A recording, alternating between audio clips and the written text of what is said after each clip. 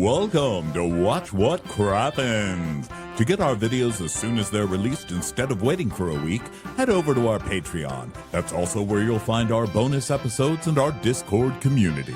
We love you guys. Hello and welcome to Watch What Crappens, a podcast about all that crap on Bravo that we just love to talk about.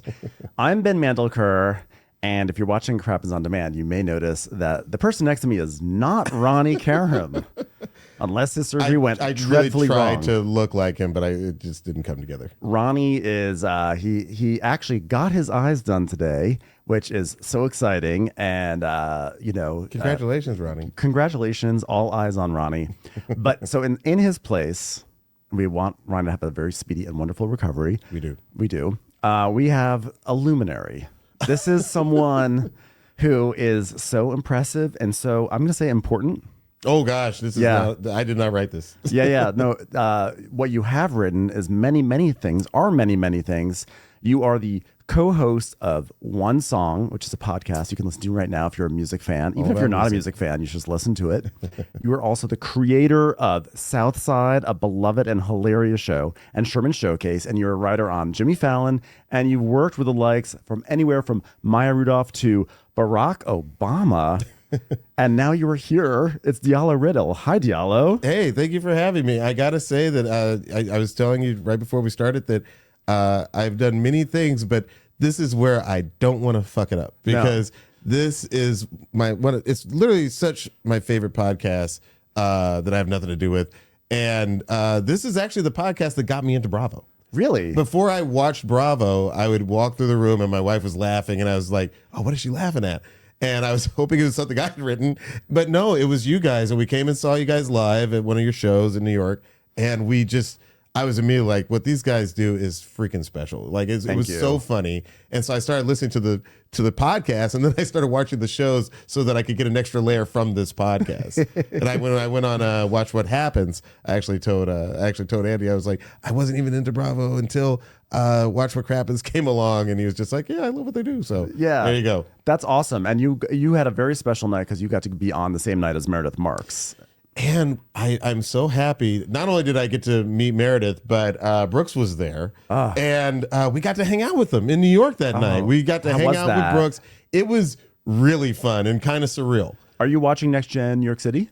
Absolutely, and I think it's just Brooks is a star, and I feel like there's a lot going on in that show. I just started watching it, but I'm loving it so far. Yeah, I'm really enjoying it too. I think Brooks is a revelation on that show because I always thought Brooks was this fashion city gay who's just like over everything, just like going to a fashion show. But it turns out he's like very meek and sweet, and he just wants to be home and crochet and things like that, and that's like so lovely. I love the scene where he says you fired me. Yeah. That was so funny because I feel like she was like kind of like on the verge of firing him the night we were hanging out. Oh, really? So I was just like, man, that just must be something she does. I think that she's like Murphy Brown. She's just like, you are fired. Except it's always the same secretary. I will say when I was on Watch What Happens, she said something to the effect of, because I was on there to talk about Salt Lake, which is, obviously surreally good. But at some point, I think I had mentioned Beverly Hills at the time a couple of times. And she turns to me during a commercial. She's like, what about my show? And I was like, oh, Meredith, I have so much to say about your show. Why are you not talking about Salt Lake City? I brought my toddler here, and you're not even entertaining him. Max is getting ready to leave.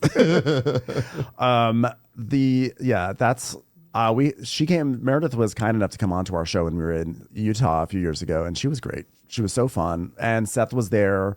We had no Brooks. We had Heather, though, so that was a fun time. I can't wait for Salt Lake City to come back. However, in the meantime, yes, we have, I think, probably the next best thing to Salt Lake really City, is special which is Miami. Yes, it is so good. And so much happened in this episode in particular, because I will say that the whole fight between Julia and Gertie was really, it was kind of getting me down. Yeah. I was definitely, I'm a Team Gertie kind of person. I felt like, to see Kiki and the other ones sort of not understand where she was coming from was a little bit, I was just like, are y'all not listening to this poor lady? I thought that was wild. The reason why I called upon you today for Miami, aside from the fact that you are wonderful. And by the way, thanks again for mentioning our podcast to Barack Obama. That was a real honor. That was I'm pretty sure you did. I'm just assuming you did. Yeah, of course, it was the first thing out of my mouth. You're like hope, more like Crappens. But the reason why is you were also, this is not your first time technically on the podcast, because you've been a host. You've been a presenter 2 times. Yes. On the Crappies. And I mark my calendar. I love the Crappies. The Crappies are so much fun. And if you're in that city, you have to drop everything. Well, thank you. It is so much fun. And it's not even just for who might show up. It's for the camaraderie you feel in that audience. Like we were all singing Away in a Manger in a Barlow voice at one point in the audience. Like it is absolutely up there with BravoCon, I think. Thank you. I mean, it's the best. We love putting on that show, and because you do bring everyone together and everyone cheers. But the reason why I brought you on for Miami Day, because I'm gonna have subs all week, which should be very exciting. But I thought of you for Miami because 3 years ago when we did it at the Wiltern, Miami won Best Show of the Year at the Crappies that year, and you were sitting in the front row, and I just remember opening up the envelope to announce like Best Show of the Year and reading Real Housewives of Miami, and you fist pumped. You jumped from your seat and you punched the air and went, yes! There was an open bar. Let's be clear. Miami is special. I freaking love Miami. It has so many things going on in it that don't happen on any other show. Yeah. Specifically, I love the fact that you have such a diverse cast. Like it hits so many different levels, and you have like, Alexia. It seems like there's a rotating cast out of that last position. Dr. Nicole's gone, but now we have Stephanie. Like it's never stopped being interesting. Yeah, they really they understand the assignment. Like I feel like everyone understands the assignment. It's not just the cast members. It's like production does too. Oh yes, I meant to say that. Like I feel like this is the show that changed the way all the housewife shows 100%. Are shot. Yeah, it looks beautiful. Yep. It's shot beautifully. It showcases the city. I really just love it. My one I'm gonna give a quibble, which is that this episode they were starting to do that thing where a lot of on-screen chirons and silliness in terms of goddess of this and that later on. I don't know if we need that. I don't like when shows do that because goddess the of shows, tardiness, we don't need the show to add a joke onto the joke. Like the women are already funny enough, so when they do that, it's like you don't need to squeeze that lemon for extra juice. Like there's so much lemonade already coming. Agree. Can I also say I'm a music guy? I always notice music. The other thing that they've gone, and I never thought I would be saying this, but I think bring back Trixie Monaco. I think bring her, because now they're doing this sort of generic instrumental reggaeton as transitions, and I kind of miss Miami's hot, the heat will burn you. I miss all those dumb songs. I know, it's like they were doing AI generated lyrics before ChatGPT came along. Yes. It was okay, we need a song about Miami and heat and the tropics and the beat. Or plug in the words boss, bitch, handle my business, watch me do it's weird because before AI was everywhere, I felt like there was AI generating these songs, and now that we have AI, they're not doing any lyrics. It's very confusing. They're really slacking on the job. I mean, if you're going to take over the world, at least do a good job with it, right? By the way, I people who don't know about one song is that you guys you take a song and you just go in and you to peel away layer by layer and analyze the shit out of it, which of course begs an important question. Are you going to do the one song treatment for Adriana's song on Fire? We absolutely. I think that you have to. You pretty much just did the lyrics. That is absolutely. We need to do that. You know, the thing is, we'll probably need to find the musical stems on our show. We don't just talk about the cultural context in which it was created, which for her would be amazing. But we also have to find the stems, because we want to say, hey, here's the drum line, here's the bass line. And then we talk about the legacy. I don't know that Faya's legacy has ever been explored on a podcast. It is definitely a gap in our repertoire. I'm sure we can find the GarageBand file for you, and we will get those loops ready for your podcast as soon as possible. Looking forward to it. I'm not going to lie. I do wind up singing that song to myself a lot, way more. But anyway, let's get into it. We've already bantered so much. This is a big episode for 2 reasons. We didn't recap last week because we were off for July 4th. Oh, wow. And so this is our first time on the podcast talking about the taglines and also the new cast members. So this is instrumental. And for anyone who's watching with Crappens on demand, it may look very different. That's because since we're in person, we're using my in-person camera setup. So if there's any wonkiness, I apologize ahead of time. I've literally never done this with Crappens. I've done it with my board game stuff, but not this. So apologies ahead of time. But shall we get into the Miami taglines? Let's get into the taglines. So the first one is Alexia. And she says, well, I may be a Cuban doll, but I'm no one's toy. How do you feel? Is that well? Can I just say I thought she was going to change this tagline, because I think they had to change it for like a copyright or something like that. Oh, Barbie, Barbie, yeah. I like. Mattel was like, you know what? This is too much. She doesn't represent the brand, which is weird because it means like somebody at Mattel is really watching the show like that. I mean, like I thought she would change it, but now we've got the same one for the past 2 years. But she is admittedly one of my favorite, on the show. Yeah, she's the one who actually wrote me in the beginning. Yeah, she is actually great, and it's amazing because in the first 3 seasons of the show, she was not the central one, and now that they've like really centered her, she's just one of my favorites of all time. Yeah, she does feel like the center of the show. Yes. Then we go to Larsa, who says, "It's hard to get on my bad side, because I don't have one, Like, honestly, if I'm being honest, Larsa, man, I feel like she's another sort of, you can't replace her. Like, you need her on the show. I mean, yeah, and especially in this season, I feel like she's in rare form. She's in top Larsa, form. So she was on season 1 and then not season 2, season 3. She was so awful season 1. Did you ever watch those original 3 seasons? I've gone back and discovered that. She was wretched that first season. But now, I mean, she's not wretched, but she's like entertaining wretched now. She's such a good, and I'm calling her a villain, but really like she's the villain that you have to have on the show. Like there's nothing better than and granted we didn't know he was going to die yet, but when they're in the car going to the Milan, and she says your father is dying and you're here in Milan, it's just like that's the kind of energy that I think we need on the show. Yeah, and I actually love when Larsa drops her baby doll voice to get real, which is because normally she's like, I had a really good time today. I'm in Milan. And she's like, well, and Lisa's like, well, my dad's dying. She's like, well, what are you doing here in Milan? And I love like this other voice comes out, like the real Larsa. That's voice. the real Larsa. That's the real Larsa. I mean, like I almost don't recognize her when like that scene where she's with her mom or whatever. But like when she comes out, How much do we love Preston Pippin, by the way?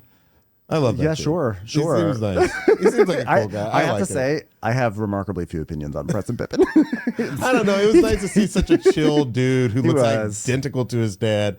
I got to say, the other thing I loved about that Milan episode was Fabulous. Fabulous as the referee. That was insane. Judge Fabulous, by the way, I would totally watch Judge Fabulous. 100%. Like Fabulous settles an argument between two people he just met at a party every episode. I would love to watch that. Yeah, good for him. Fabulous. He lives up to his name. But Larsa, what do you think about this line? It's hard to get on my bad side because I don't have one. I feel like it's fine. It's fine. It's fine. I feel like it could be a little better. Yeah, I mean, especially for Larsa, it's such a big personality. You want something that like really screams out. But you know what I do like about it? It's in its own way dishonest. Yes, so it's definitely on character. Yes, that's what I like about it. Then we have Gertie, who says, "I'm a fierce fighter and an even stronger survivor." Yeah, she got the words out. Yeah, with Gertie, it's always like this push and pull. No, I mean, like, look, we're so happy that she's cancer free, and I've really been following. I've been on her side for a lot of the struggles this season. Yeah. Oh, I think we're all on Team Gertie. Julia. Oh gosh, my chicken coop is full, and now so is my house. I don't. Not her glass of water. It's not full. Not full anymore. Not full. I thought we were going to go with some kind of goat reference, to raise goats, you've got to be the goat. Or just something. Just sitting there. Like sitting right there. I mean, chickens are not really her personality. It's more like goats. I thought actually like today, I was surprised that chickens got the tagline, not the goat. And then in today's episode, as we see, there's a very serious hurricane that comes through, which I love. I love that the show has a hurricane in the middle of it, and she mentions that she had to lock up all her chickens in the coop, and I was like, oh, so this is why the tagline, because the chickens are going to get loose and they're going to run away. It's going to be a whole drama for her. but they didn't. The chickens were fine. I feel like with Julia, there's so many directions they could have gone. I'm not sure even that the end of it, and now so is my house. Okay, kind of, but we haven't even seen these kids. I don't know. It seems like a big house. I feel like 2 children. It's like it's exactly. I don't know. Martina's not hurting for space. Yeah. Lisa, I may not be prompt, but I'm worth the wait. And our shady ass note taker. I think this is a typo, but I love our note taker. So she spelled wait WEIGHT.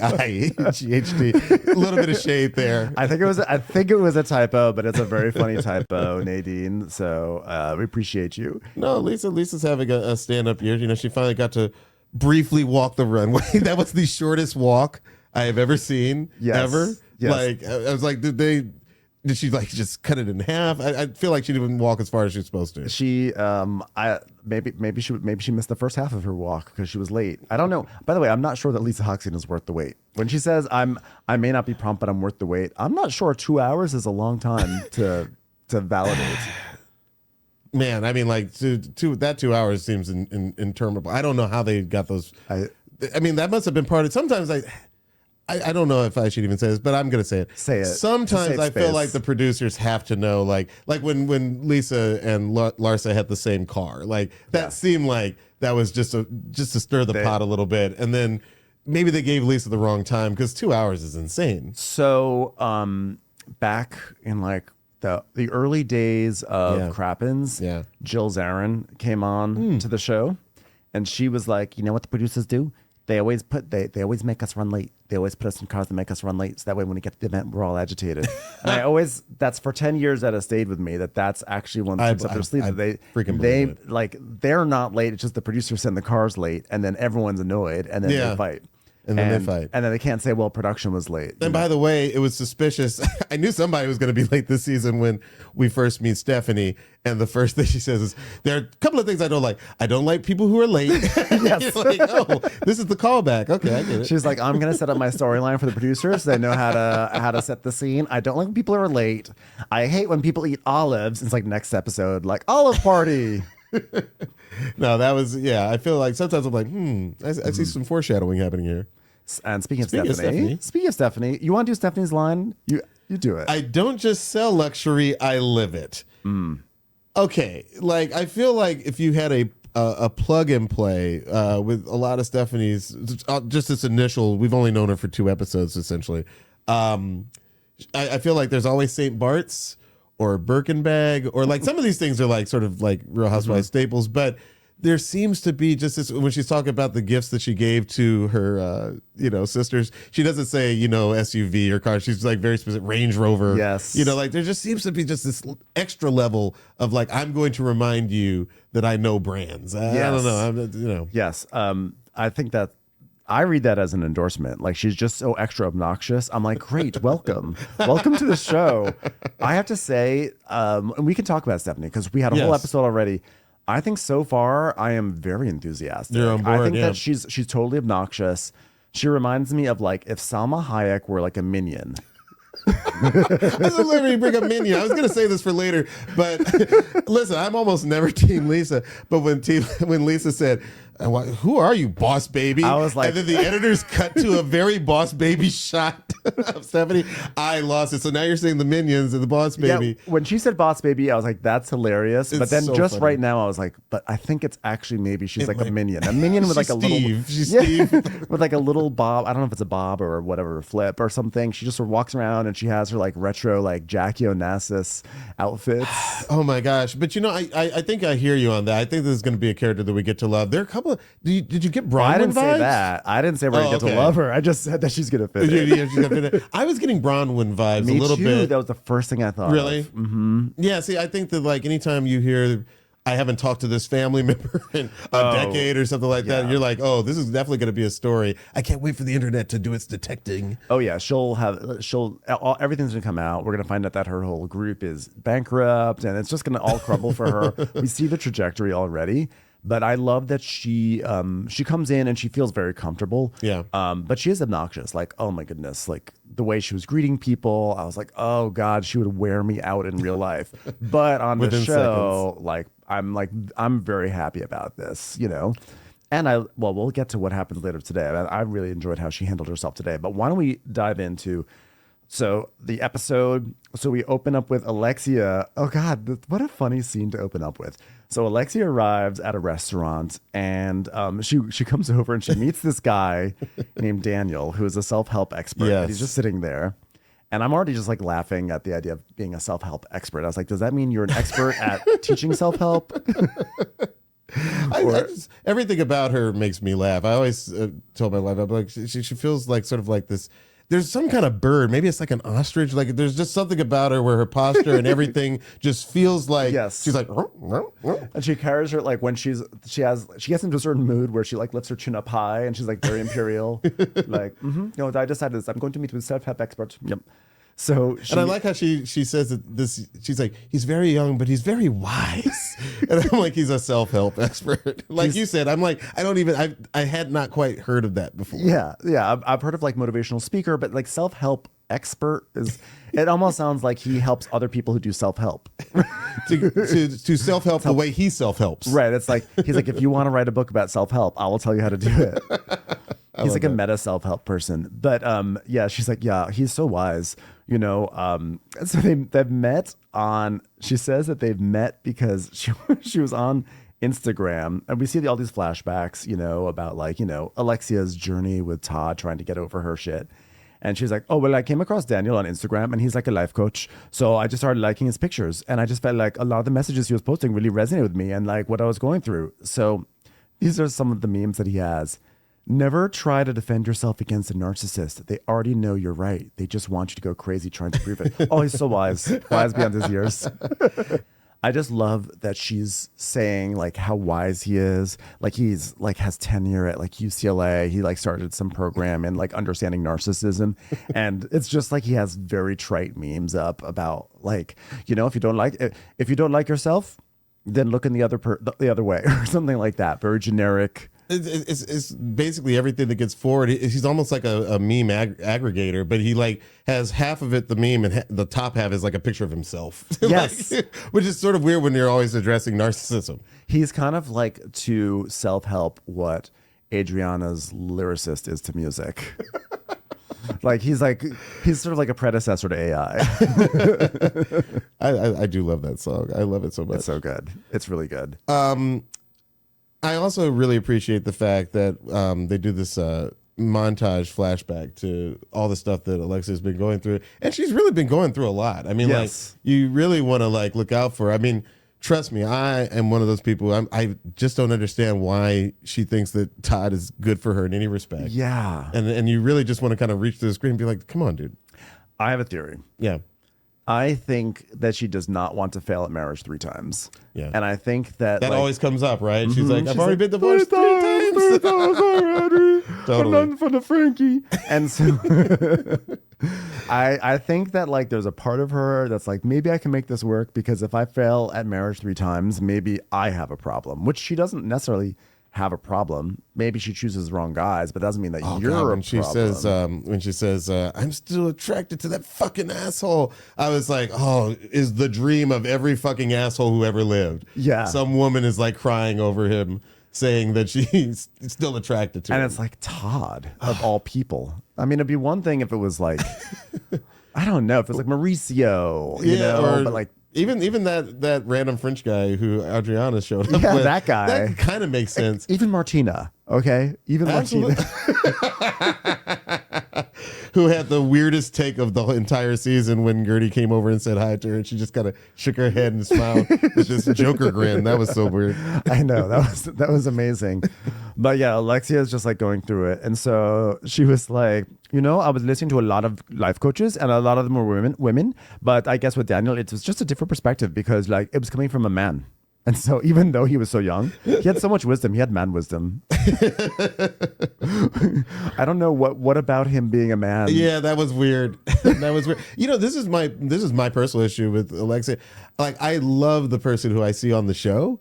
And I'm like, oh man, it'd be great to meet her in real life and be like best friends. But then I'm like, there's like a weird sort of like, dare I say, like a conservatism that probably comes from like her, the part of the Cuban culture she sort of seems to cling tightest to. But like, just like, yeah, the fact that he's a man meant something to her. And I was just like, it seems like you could probably take this advice from anybody. Yeah, I was like, maybe she's trying to like say, well, I understand. Well, it's not even she's saying from a man's. She pressed it by saying something like, like I went to all these like, women coaches, but then he seemed to really connect with me, even though he was a man. And then, and then she sort of went off from there. So in her defense, that probably did mean something to her. She's on a real anti-narcissism kick this season, which I think is actually really funny. I mean, hey, I stand by it. Like, let's get rid of the narcissist. But I hate to say it, but like, it's a show that's built. It's a network that's built on narcissism. I mean, she even kind of references. they're all narcs, as Marisol would say. Watch out for the narc. The narcs are gonna get you. It's like, that's not. She's so proud. Can I say, Marisol? I've been really happy with this season because she let all the cocky jokes pretty much go. Yeah. That stuff was like coming across as grandma jokes, and I was just like, really? Do we have to make that joke every episode?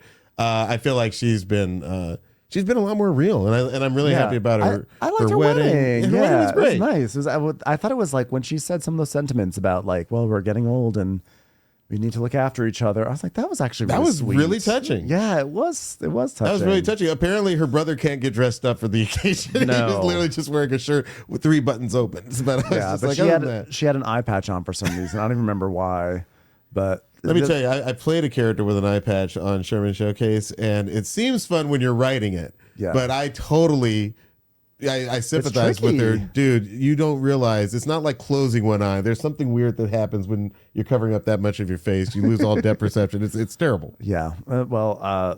You're a hero for getting through that. Thank you so much.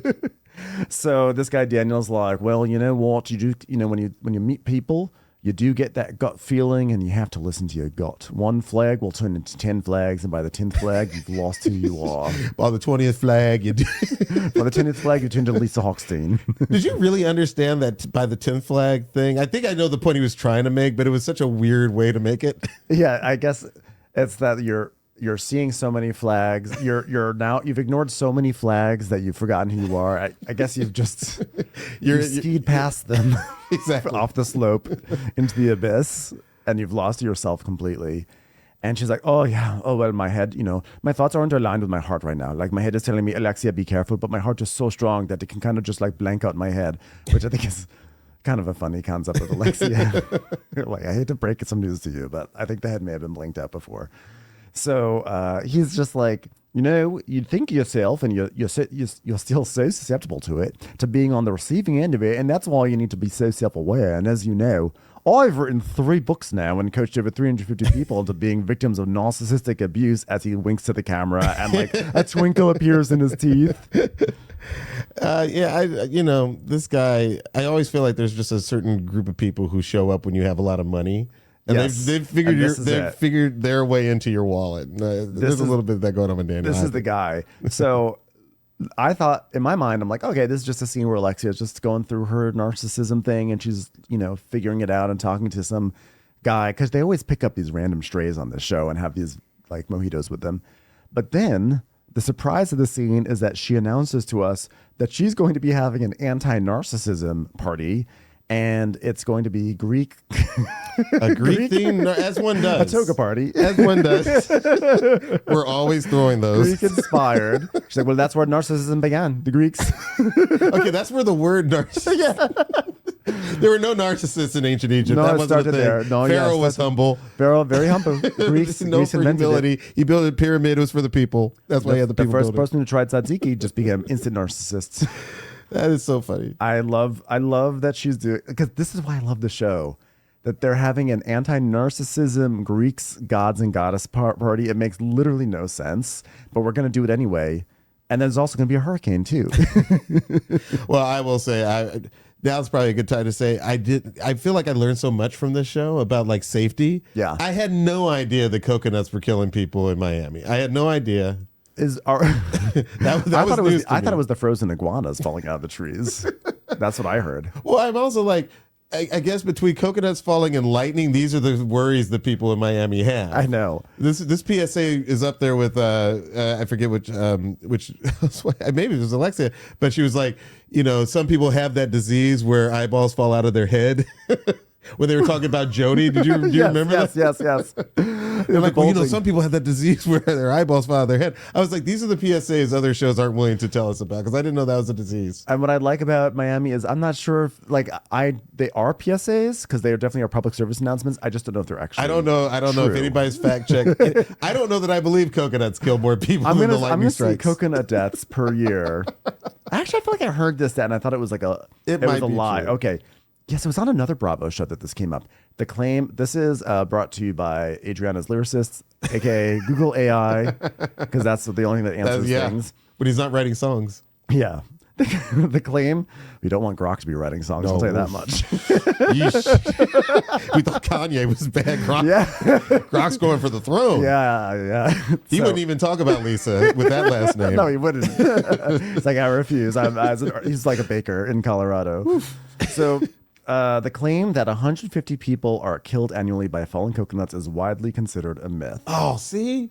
While some deaths do occur. You can't trust anybody. I mean, if Adriana isn't going to be accurate about coconut deaths, who will be? But we now go to Lisa Hoxie's home, and she's like, well, I thought we dodged hurricane season. It's still category 5. Which, by the way, I guess now is a good time to mention. We never really talk about this. I don't know why Ryan and I do Lisa Hoxie like, wow, talk like this. But it's fun. But it captures something about her. Yeah, no, that's one thing I love about you guys. It's just like you guys get down to the essence. I'm always blown away by the voices. So she's talking about how they've dodged hurricane season, and Jody, full of charisma as always, says this time he's so excited he parts his teeth by I think 0.5 millimeter. Doesn't he seem like a guy who's like very like doesn't want to be there?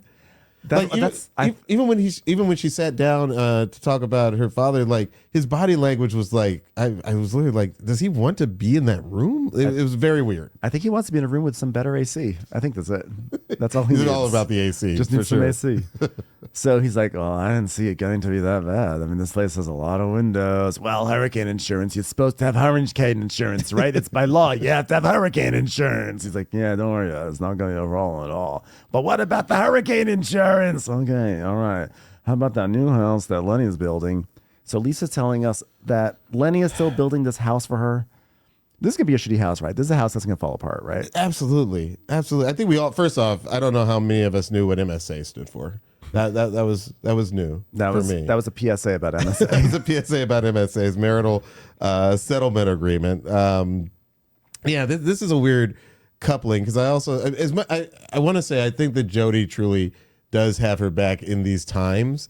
But her brain still seems very Lenny focused. In 100, yeah, she's full Lenny. She's full Lenny on the mind. She has not moved on from Lenny, and but then when you see like her weird relationship with her father, you realize that she's kind of used to having, sort of almost like an absence of the approval of the man she really wants. Yeah. You know what I mean? Like, so it kind of started with the father. It looks always like does. And then of course, and now it's Lenny. I mean, pretty much, like. I would say 75% of all Real Housewives are just grappling with issues from their father. I think that's just it just goes back there. I hadn't really thought of it that way. I thought maybe parental, but you're kind of right. There does seem to be this trend. I think it's going to be, I feel like I'm sure they have mommy issues. Whitney's from Salt Lake. Whitney's dad is like in season 1. Yeah. And then he really disappears around season 2 or 3. Yeah, he literally disappears. Yeah. I think that they're all just trying to like deal with their daddy issues in some way, and God bless. Man, if only they had an Australian self-help expert to guide them along the way in That's their all childhood. they need, man. They could have been so much happier. So Lisa's talking about her like this MSA and everything, and then she's also like really mad because Larsa brought up Jody at Marisol's wedding, and she's like, I feel like people take advantage of me, and then you came into my life and that stopped, and people are mad about it. People are mad that I've got somebody that has my back, and that's fucked up. That's what it is. Can I just say, like, I think and I always think Larsa's a bit of a villain, but I kind of agree with Larsa that it's weird it's not weird that they ran into Marcus, at the restaurant. To me, it is weird that they would take a selfie. Even if Marcus takes the selfie, why post it? You know what I mean? Like, Right. why would Jody post that? It's weird that Jody posted that. Like, Yeah. because Lisa didn't take the Because that's selfie. thirsty. I think that is thirsty. That is, and it's also like, why are you clout chasing with Marcus? of all the people, of all the in Miami, Jordans. of all the Jordans, when you could be clout chasing with an actual Pippin instead, you could probably clout chase with the Pippin if you play your cards right. Maybe. I just think that it's, I kind of understand where Larsa's coming from. That, of course, she always presents. She's an example of somebody who can be on the right side and present it in the worst way. Yes. But I think that yeah. Well, so Lisa's just still like really mad at Larsa about this about like the fact that Larsa brought up Jody at the wedding, and now she's got like a chip on her shoulder, and she's gonna, their feud is gonna grow. So now we go over to Stephanie walking into a place called Shoma Bazaar. You don't know what Shoma is? Shoma. I mean, like, if you go to Miami, you're going to visit Shoma. Shoma. I mean, it's like the MoMA, except it's quiet. It's got one of these really tacky Shoma written all over the wall sort of thing. And I like how like Stephanie went out of her way to say, oh, he started in the early 80s, I think before I was born. It's like, yes. Okay, you definitely prefaced 80s with early so that you could say that it's before you were born. Hence, I'm so young. Yes, exactly. She's like, I'm pushing the fact that she's so young while she's dressing like she's from Mad Men. From the 60s. So she's coming inside. It's raining outside, and like she doesn't want to get her Birkin wet and everything. And so she starts telling us just an excuse to mention her Birkin. Yep, just an excuse. Just in case you didn't see it. Yep. Oh my God, I might have gotten this Birkin wet. Don't want to get the Birkin wet. Well, why'd you take it out? It was raining when you left the home. It was raining. It was raining when you're walking from the car. Like, where is your JCPenney bag for the rainy days? that was extreme. You have to have a rainy day bag, I assume. So she says this whole thing about how her husband started the Shoma group and everything, and that they built over 12,000 homes and condominiums and townhouses. Aren't the condominiums in Miami falling over anyway? I just have to assume so. I assume. I actually meant to look up and see whether his was one of the ones that collapsed, but hers is of course Shoma Bazaar, which is a restaurant sort of like bar type thing. I don't know what it was. It almost looked like a WeWork in there. It was like it wasn't clear. It was, it looked like her manager was in trouble for last week's sales because he was like, "It's been much better this week." Yes. It's a weird Hello, madame. It's a weird thing to lead with. It's sort of actually not even a WeWork. It almost felt like one of those like Capital One cafes that you see around. Totally. I was like, what is this Shoma Bazaar? Do they have a credit card? What are they doing in there?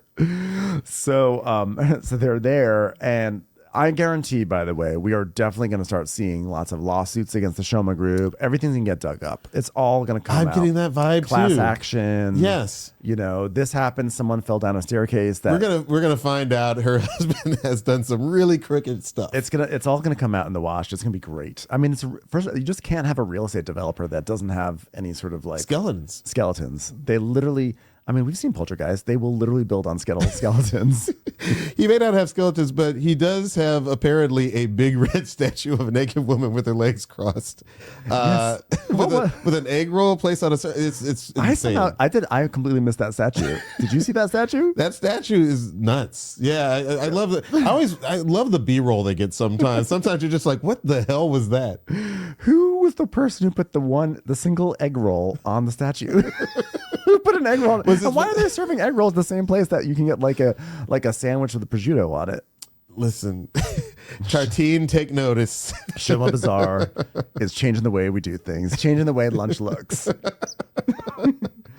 So she's doing this thing where she's like, as president of the Shoma Group, I oversee almost every aspect of Shoma acquiring land, the hospitality division, the marketing, the sales, the leasing, the employees, the egg rolls. I know exactly where they are at any given time. Get that egg roll off the statue.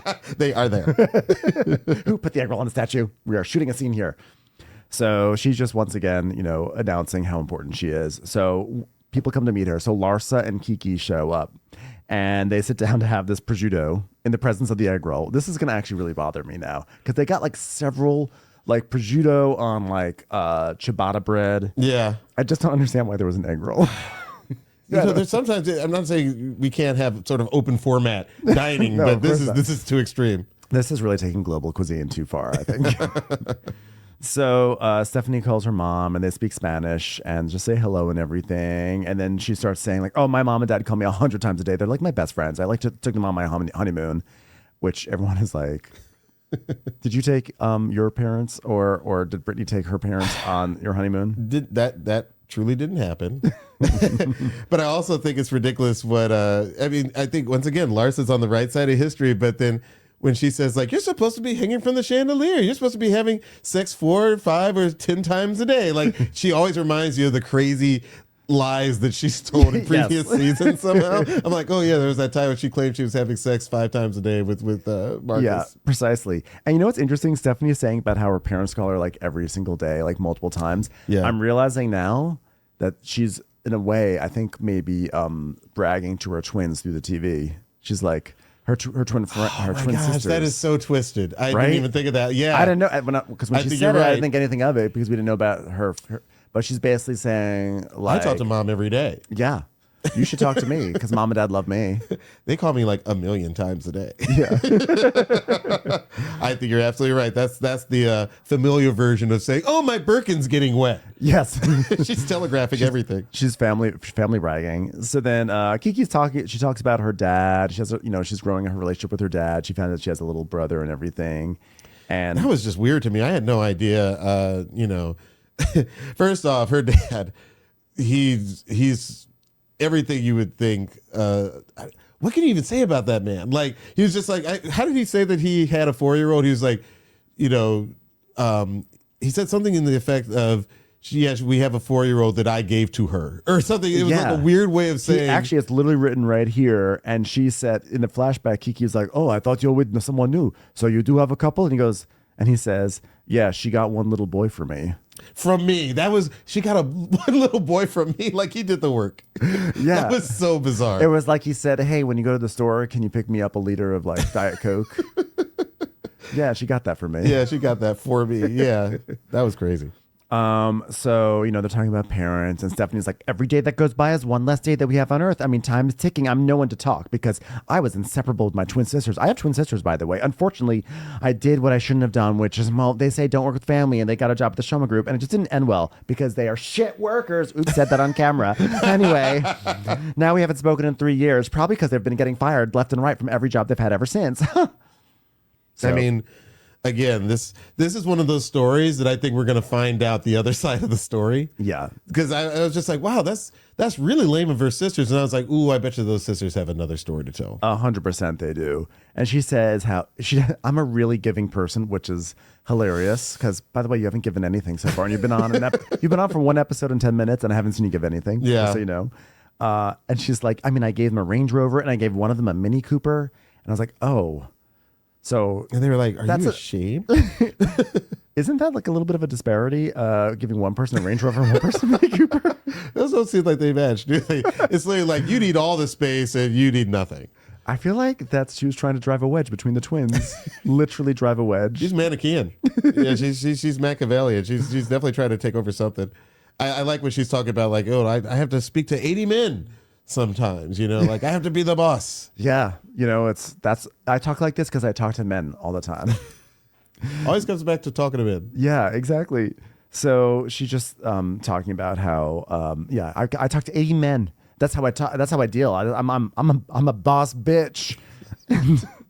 She's like, and that's what I really wanted, Trixie to come in with like, I'm a boss, bitch, something. Yeah. Would have been a perfect segue. And they start talking about Julia's baby shower, which, by the way, I thought Julia and Stephanie were not going to get along because remember last week when Stephanie came in and remember when Julia came in and they said, oh, Stephanie doesn't like children. And then Julia had a look on her face like, but I have 2 new children. And I have my good children.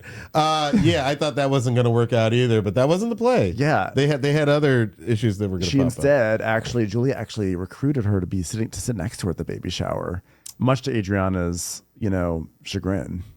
Yeah, that was interesting. I remember that. Also, the baby shower was just funny in general because Julia talking about like, I guess, Martina not expecting to know what happens at a baby shower. And she's going to have such a skewed view of what happens at baby showers. Like some of those things that Adriana came up with, I've never seen any baby shower ever. The weirdest thing about that baby shower for me that I could not get over was how it was just the cast. So it was probably like 8. I think it was like the 7 or 8 people on the cast. Plus there were 2 randos sitting in the corner.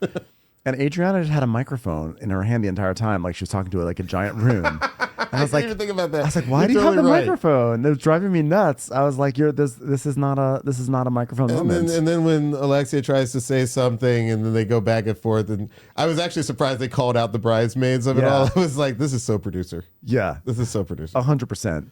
So what's her face? Stephanie starts to complain about Lisa a little bit. She starts to say how, like, she's like, well, a lot of the girls gave me like a really warm welcome, although I already know who's going to like me and who's not going to like me. And we see this flashback to Lisa last week. Which was crazy. That was a crazy flashback from Lisa. I mean, like, she just had to be really drunk to even say that kind of stuff, wasn't she? I think so. I think it's a combination of drunkenness and like just her base level stupidity. Wow, that is crazy. I want to be friends with people who have jets and yachts. I just can't imagine somebody saying that if you're just not completely trash. But I think you're right. I think that's who she is. So normally I would think that's like a super tacky and obnoxious thing to say. I do, and I do think that. But I also feel like on this show, like it's weird that she gets villainized for that by Stephanie. Stephanie, who has come on and bragged about how she gave a Range Rover and a Mini Cooper, and she has this and that and everything, and everyone brags about all the items that they have, and she has her Birkin bag, and then someone, so like she clearly, like luxury items are her love language. And she literally says it as her tagline. And then Lisa's like, okay, I'm going to talk about luxury. Like this, I'm going to speak your love language. Like, ooh, that's a bridge too far. Yeah. She's like, that's no, not cool. No, you can't. You actually said that you're thirsty for my yacht, and I need me to want you to come to on my yacht or something like that. So Stephanie's totally turned off by what she sees as probably like a social climby, superficial thing from Lisa. She sees superficiality in somebody not in the mirror, and it really turns her off. Yeah. She's not happy about it whatsoever. But it's also like, it is a stupid thing for Lisa to say. And also just shows her true colors. It was just really weird. I mean, I want to be friends with her. It actually made me think that maybe she wasn't addressing, maybe the editors made it look like she was saying it towards Stephanie, but like Stephanie wasn't there, because it's just a weird sentence. Yeah. But I mean, like, I don't know why I'm defending Lisa on this. I can also see like tongue in cheek. It's like, I can sort of see it being, I could see it landing tongue in cheek a little bit. Maybe if the timing were a little different, it could come across as kind of funny. Yeah, and ironic, but that's still not probably how it wouldn't came say across. it. Still probably wouldn't say it. Yeah. So and then Larsa, of course, piles on. Larsa's so happy. Also, by the way, Stephanie came to us through Larsa, so I think that like Stephanie has come on as a ally of Larsa to go against Lisa. But by the way, I always feel like the person you bring on the show inevitably becomes your enemy. Always. I mean, always. Like, didn't Rinna bring... it's like everyone. Did she bring Denise on, technically? Denise, yeah. It just happens time and time again. Yeah. It's always Bronwyn and Lisa. Yeah, totally. I mean, it's at some point, you're like, okay, they're on the show. Okay, great. Here come the jabs. I feel like right now, though, I think that for some reason, I feel like Stephanie's just going to stay on Lisa's neck. I think it's just like easy prey. Yeah. And I think she's going to be able to I think she's going to thrash Lisa around all season long. Definitely this season. And it'll be funny. Because we love to see it. We love to see it. I think Lisa probably does need some allies at some point. We'll get into that once we get to that Splinter Van situation. Yeah, I don't think she has any allies. I don't think she has anybody having her back right now. She has Jody. So now we go to Marisol, and she's like, getting ready for the hurricane. So Steve brings home like a lantern. He's like, oh, thanks, Boo Bear. Thanks for the lantern. Whoa, we're gotta get ready for this hurricane. Gotta get some khakis ready in case we lose the roof. She did say khakis in the scene. But I'll give her that. It wasn't in the testimonial. Yeah, and then Julia is like, the rain is coming down. Like, this reminded me of the episode of Golden Girls where do you remember this? There was it was Saturday night at NBC. I think they had like a hurricane that spanned from Golden Girls into Empty Nest. Oh, that's hilarious. I used to love those kind of crossovers. Me too. Good. Those were the best. It was like a whole night event where like every episode had like some sort of thing. Empty Nest was such a good show. Empty Nest was like a forgotten sitcom. It's totally forgotten. Ron and I mentioned it quite a bit on this show. We mentioned Dreyfus and Dinah Manoff fairly frequently, but it's really underrated. It's a sitcom that there's certain sitcoms that fall through the cracks and never really shine in syndication. Well, I think it was a hit then, but I feel like if you ask anybody, no one knows. Anybody under the age of 40 about it, they're never going to know. It's not going to be on a hip t-shirt. You're not going to see Dreyfus on a t-shirt. And people will be like, oh yeah. Like it has no research. I think like that and Mr. Belvedere. Dear John, I remember being Dear John, pretty good. Great. I love that theme song. Dear John. I can sing the whole thing. By the time you read this letter, I'll be gone. We do have that in common. We do love classic sitcoms. We really do. There's your next podcast. Now I'm not gonna stand on a soapbox for Nurses. I felt like Nurses did not quite really. I don't think I know Nurses. It was the spinoff of Empty Nest. It was bad. I think I went 227 to Amen. That was another great combo. That was a great Saturday nights on NBC between 227, Amen, Golden Girls, and Empty Nest or Facts of Life, depending on what year it was. That was just such a great schedule lineup. It was basically like the Real Housewives of Miami of scheduling. For sure. Golden Girls was like Alexia. And oh gosh. Meaning like the star. This is a whole we do not want to go down. So, it's the star of the lineup. Yeah. Yeah, I can see that. I thought you were going to say like, okay, so who's Alexia? Is that Blanche? Like I thought you were going to go down that road. No. Okay. I'm just saying like I'm getting real meta that like if Golden Girls were a cast member, Alexia. If the Saturday night lineup on NBC were Real Housewives of Miami, I think Alexia is Golden Girls. Larsa is maybe Empty Nest. I feel like Julia is Empty Nest in a weird way. Really? Even with all those chickens. Okay. Yeah, that's true. Maybe not. Maybe Julia. Do you remember that show? Julie's Perfect Strangers to me. She's sort of the weirdest. She's the Bronson Pinchot. She really is. If Perfect Strangers migrated to Saturday nights on, there was a time when Mad About You was on Saturday nights on. Oh, wow. Is that true? It was weird. Okay. It was a weird time. Okay, getting back to this. So basically, Julia's like, she's locking up her chickens and everything. And Gertie is, Gertie's walking around and she's like, guys, this is the day one of the storm and the wind is winding. Look at this. It's already starting. Oh my God, I'm going to Gertify this hurricane. And then Adriana, this is where we find out Adriana's PSA. She is having such a creepy scene here because she's like, this reminds me of R.I.P. Brittany, what's her face in that movie? Like, I'll never tell. What is that? Is it called I'll Never Tell? No, it's not. I don't know. It was that where she was just saying that. And I just feel like that's what Adriana was doing to the coconuts. She was just like staring at them and was like, I'll never tell. Because she's like saying how the coconuts are she's like, funny fact, more people die from coconuts every year than bullets. It's like she's looked at like charts of like all the ways you can die. And she's just like, this one comes in right between like lightning and like getting hit by a Kawasaki jet ski. Yes. Yeah, she says there are more deaths caused by coconuts falling on people's heads than there are lightning striking people. I don't know what sort of anti-coconut lobby started this rumor, but I don't appreciate it. It might be the coconut lobby. That they want you to donate their coconuts to the harvest those coconuts before they kill you. You don't want them on the trees, folks. Get them down. We'll take them. Hurricane season's coming up. It's a coconut drive. Everyone bring your coconuts to the high school auditorium. Absolutely. So we see the hurricane comes through and everything. It's wild, and it's kind of this interesting interlude because in some ways they didn't even have to show that there was a hurricane, right? Like they could have just skipped the whole hurricane. I don't think it was very impactful on anything. No, not at all. And I think they just need, sometimes these shows, they're like, okay, guys, we need 3 minutes. We need 3 minutes of something. I think that's what it was. And there's so many time jumps this season. Like, you watch that first episode, it was like 2 weeks later, 5 months later, a week later. Like there's been so many jumps. They're really all over the place. They're really all over. Like I think in scene 1 of episode 1, people still are married. People still have husbands. By the end of the episode, nobody's married. Exactly. So I don't feel like we needed the hurricane, but I'm glad we had it. I felt like it added stakes to an episode that was a little bit of a lazier episode. It was just like, okay, we have a hurricane, and then the hurricane passes. Now it's like one day after the hurricane, and Marisol is like walking around. She's like surveying it, and she tells us, this cracked me up when she said this. She goes, "Wow, I'm so happy that the hurricane passed right over us. I mean, I knew it was going to happen. I manifested it. My manifestations have been on point." So you're welcome, Miami, because Marisol manifested the hurricane passing by.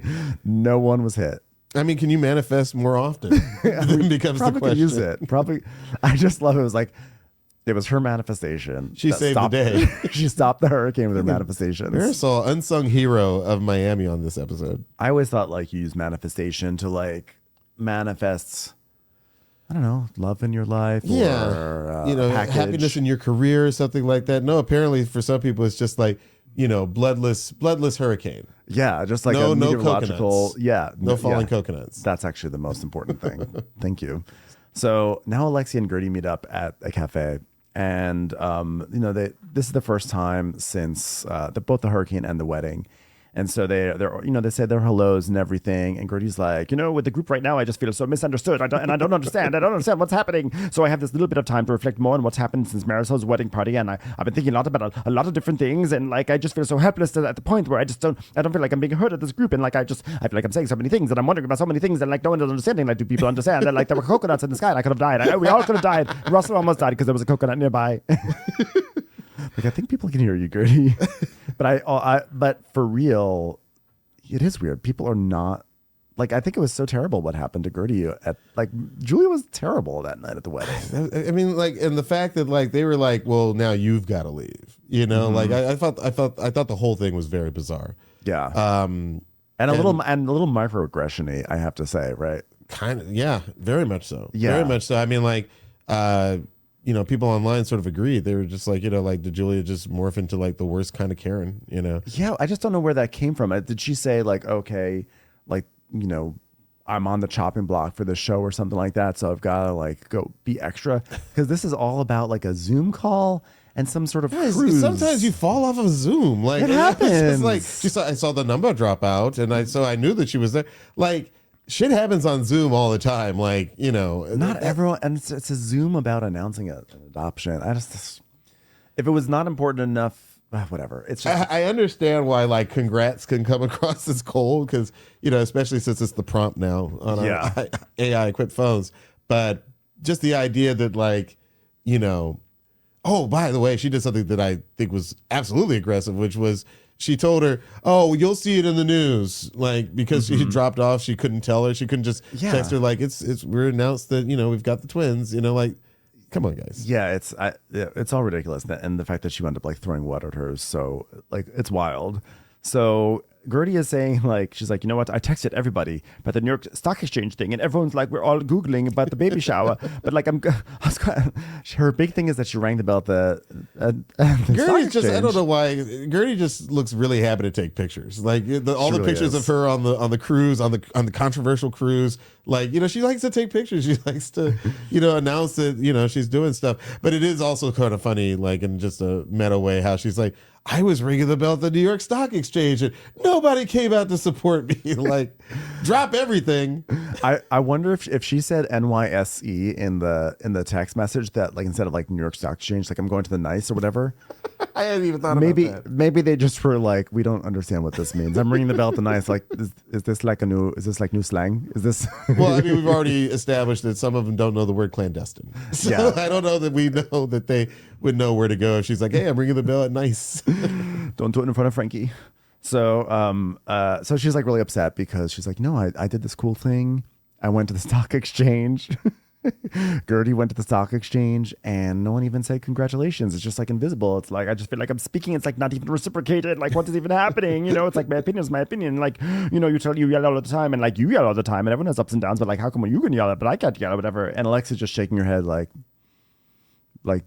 I'm allowed to yell. I'm the star. Yeah. No, seriously. And I felt like I thought she was gonna. Usually when people get together at their lunch, they take the side of the person that they're at the lunch with. Right. But this was sort of surprising because Alexia was just like, you've got to do some certain stuff. Yeah. It was almost like a continuation of people not hearing her, but it did seem to come from a place of genuine friendship this time. And yeah, I think what Gertie's biggest problem is that I think she's often on the right side, but when she gets activated, she just starts talking, and like no one, like she doesn't hear other people, and then people just stop and they disengage from trying to like communicate with her. So then she always kind of like loses. That's what Kiki said when they were at the Pilates place. I think it was the Pilates place, but yeah, she's just like sometimes Gertie's got a Gertie, but you know what? I sort of feel like don't dim Gertie's light. You know what I mean? Like just let Gertie. Yeah, like Gertie.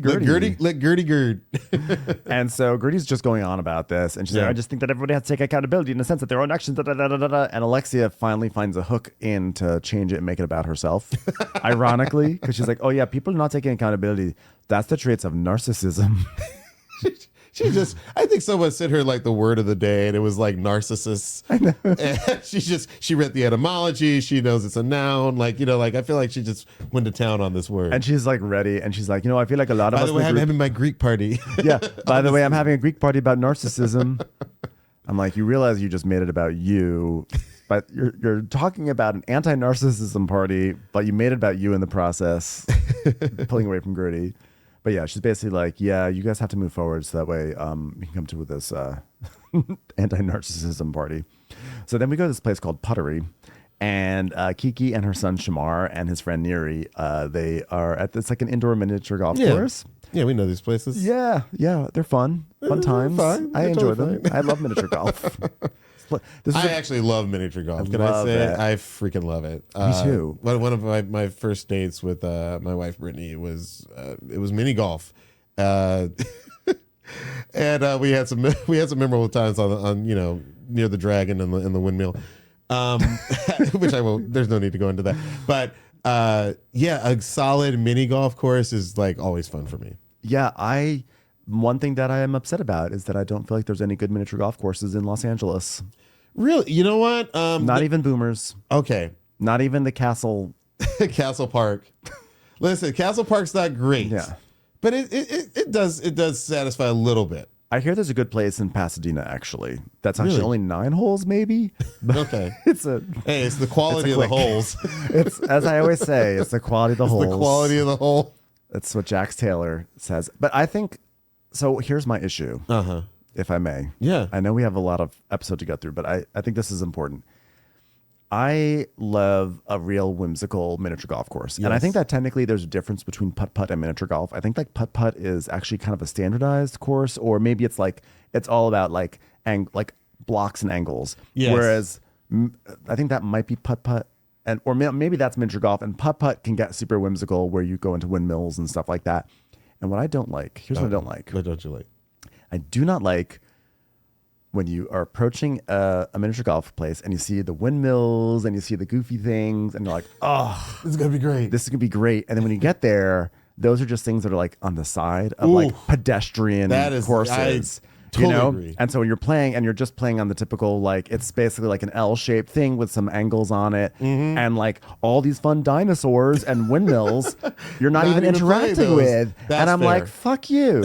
That is some false advertising. I hate that. Like when I play miniature golf, I want to be like Flintstones or something where like that ball's going up the back of the dinosaur and then dropping into like a volcano. At least one Rube Goldberg machine. 100%. It's like Mousetrap. I need to like be interacting with all the fun stuff. I think that's why I do like Castle Park. Look, Castle Park's got some bullshit holes for sure. Yeah, that's my memory of it. But some of their holes definitely have like windmill and ball drops in here and then it rolls around here. It's got some good stuff. I want like all sorts of funny contraptions and wildness and like there's a hole over here and a hole over here. I don't want to deal with any others. You know what's? It's all right. One last observation about this. No. I didn't know we were going here. Didn't know we were going full mini golf. Yeah, I'm triggered. Well, honestly, because nothing really happens in this scene, so this is just. This is one of those scenes. I swear to God, anytime I'm a father, so the scenes with kids are almost uniformly boring. Yeah, almost always, because nobody can say real conversations. And it's fun to see Kiki fall into the ball pit dressed like a supermodel and that kind of stuff. But like that's the most you're going to get out of those scenes. Like they're just there's something missing. I love that they're giving Kiki more personal stories, especially as a friend of that's almost unheard of. Yeah, but this was not a terribly interesting scene. It's cool that her son seems great and his friend perfectly fine. Yeah. Perfectly fine scene. Perfectly fine kids. Oh, I thought you were saying perfectly fine son. It's perfectly fine. It was fun. But the miniature golf hole that I hate, the one that I hate them. Actually, I don't hate it, but I think is the hardest one of all. Tell me if you feel this way. Okay. It's usually found on the more pedestrian, like non-whimsical ones. Yeah. There's a hole, of course. Yeah. And it's surrounded by like a round, almost like it looks like a little volcano where it's like round and there's a little bit of an incline. It's like a cone. Yes, it's like a cone with a hole in the center. Yeah. that, because you have to hit it perfectly, because if you hit it too soft, it like rolls up and then around and away in a different angle. Direction and power. It's like everything. Everything has to be perfect. I totally agree. That's the hardest one of all. I think the one that I dislike the most is like when there's like a hole and you think it has to go in that hole and down to a lower level. I love that. But then when you get up to that hole, you see there's actually another hole behind like a brick over here, which is the preferred hole. And you're just like, oh man, you could have told me there were 2 holes. That's true, but I have to say, one thing I love is when I'm surprised you don't like boomers. I feel like boomers, don't they usually have all the whimsical holes? No, they are whimsy teasers. My memory is that boomers has all the stuff next to the holes, but not actually on the greens. Well, you know what? I'm glad I never pulled over on the I-5 because that I always see that when I'm driving to like Huntington Beach or something. I'm always like, one of these days I should have like the time to go over there and do that. I'm reminded of Marisol's, sometimes if it's, what is it, if it's good for the hole, but it ain't good for the soul? Well, what's good for the hole is good for the soul. Like that was written right. One of the producers handed that one to her, right? 100%. What's good for the hurricane is good for the pain. If it rhymes, a producer wrote it. Yeah. Anyway, long story short, too late. I know, too late. I love when you do hit like a ball into a hole and then you have to like it comes down to a whole other level. Like that's the best. That's like, fun. That's just fun. It's just fun. Okay, well, anyway, this is a great scene. So Kiki, Larsa comes over. They talk about kids. She wants to be in a good place with Shamar. Kiki calls her dad, and it was great. So then I gotta say, if Shamar were like 10 years older, Larsa would definitely be hitting on him. 100%. Like the name Shamar alone. I feel like she'd be like, oh, Shamar, we just have like a connection, like 19. Oh, okay, that's even I can't do that. He's young, but he's like wise beyond his years. He's just like such a gentle soul. We just laugh. We laugh and laugh and laugh. Isn't that messed up? That was the first thing I thought. I was like, Lars is sitting at a table with Shamar. Oof, watch it. Yeah, watch out. I don't think she's going for Neri, though, unfortunately. No. I don't think that's going to happen. So, God bless him. So then we go over to Stephanie and Masood. So this is Masood's first big scene. Yes. Husband thing. Did you feel like Masood? I couldn't tell what was going on with this scene. Masood was acting, right? He was acting. He was 100% acting. I thought so. I thought the whole thing. This whole thing felt like a setup to show, like, to introduce Wacky. the character. Yeah, it was like wackiness. But so so Masood and Stephanie are there, and Stephanie's in full boss baby mode, full like okay, we have to look at the rooms. We're gonna look at the rooms, and he's like, but I only want to look at one for no reason. But I only want to look at one, no more than one. Scene needs tension. We need to establish stakes. Exactly. From the top. Hello, my name is Masood, and I only will look at one room. That's all I will need to see. God forbid we look at second room. So she's telling us, she's really trying to sell us on Masood. She goes, so many people think that like, because my husband is older, like much older, like 45 years older, that like he's older at heart, but that's so not true. Let's look at some footage. Let's show the footage of him in a backwards hat. Okay. And we see this guy. Totally. Like, that meme of like Steve Buscemi with like, hey, fellow young people. Exactly. Is that from 30 Rock or Community or... What is that from? Gosh, I thought it was a commercial, wasn't it? Oh, maybe Am I completely wrong? I thought that was a commercial from a little bit back. But it could be. Someone will tell us. But he was just like in that hat, and he's like doing some sort of like TikTok dance, and I was like, oh, this is so sweaty. This is really Masood. sweaty, you guys. Don't do this to us, Masood. We'll remember him dancing when the lawsuit starts flying in next season. Yeah, exactly. He's like, I want to listen to some Roni Chaplin. I'm like, oh, okay. Chappelle Roan. So she's like, yeah. And then Larsa met my husband and we went to dinner. And after dinner, she texted me. I was like, oh my God, you're the old lady of a relationship. Your husband is so fun and you're not letting him live his life. Ha ha ha. That's totally me because I have to talk to men, 80 men at a time. So they're just like talking about like she's talking to Vanessa, this employee, and they're looking at models in this unit. And here she goes again saying, every time we go to St. Barts. St. Barts, yeah, I'm telling you, dude. St. Barts, Masood, he loves animals. He loves animals. Setting it up, Setting by it the up. way, setting it up because these dogs have to shit eventually in the room. So we got to establish he loves animals. He loves He animals. sees other wrong here. And here's how you know he loves animals. Because every time we go to St. Bart's, there's turtles. And so Masood goes to the grocery store and buys them muffins and leaves muffins all around the streets of St. Bart's.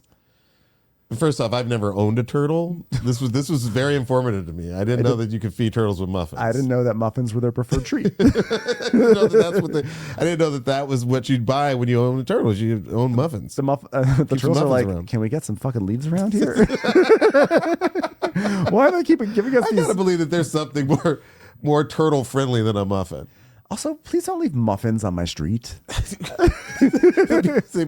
Who's leaving all these muffins? You know, we have a little bird feeder outside. And when we moved in here, Dom got a bird feeder and he filled it with little nuts and everything. He's like, oh my God, the birds will come here because he loves animals too. Although he would never leave muffins around St. Bart's. In his case, I believe it. It's not just setting up a scene. Yeah, he like loves animals. Like he was going to do like animal science if dance didn't happen. Brittany wants to get I'm sorry, go ahead. Yeah, well, I was just going to say, like, this bird feeder, put all this stuff in there. And the first thing is a rat. A rat shows up. So, like, I guarantee most of those muffins were eaten by rats. They're definitely eaten by rats. When I was growing up, my father was into birds. He had a bird feeder in the backyard. And he was just like waiting for these birds to come in. And they did for a little bit. But then we started hearing all these gunshots. And when you grow up in Atlanta, sometimes your neighbors from the country. And our neighbors, the Lawsons, they were from like outside of Macon, Georgia. And it turned out that Melvin Lawson was like shooting at the birds with his shotgun. And so my dad goes over, he's like, Melvin, stop shooting the birds. You know, I want to see the birds, and you're shooting the Cardinals and the Blue Jays and all these beautiful birds that are Little coming birds over. to shoot. Fun fact, the Lawsons used to eat the squirrels. No, really? They did, because that was a thing. That was a thing in the South, you know, where they were from. So like, you know, I'll never forget Grandma Lawson. I'm sure she's gone now, but God rest her soul. She was like, I wish squirrel meat's hearty. she was just sitting in the living room watching cable, and she was like, I wish somebody would go out there and kill me a squirrel. I went over their house one time, and you could see little paws sticking out of the pot. It was crazy. For real? Life in metropolitan Atlanta, because it really is a mixture of city mouse and country mouse. You know what I mean? Yeah. Like some people are moving there from New York or LA. Some people are moving from, you know, Dallas, Georgia. You know, it's crazy. Not paws coming out of the stock pot. I'm serious, man. I saw it and I could not believe it, but I just kept walking. Also, why didn't they get that?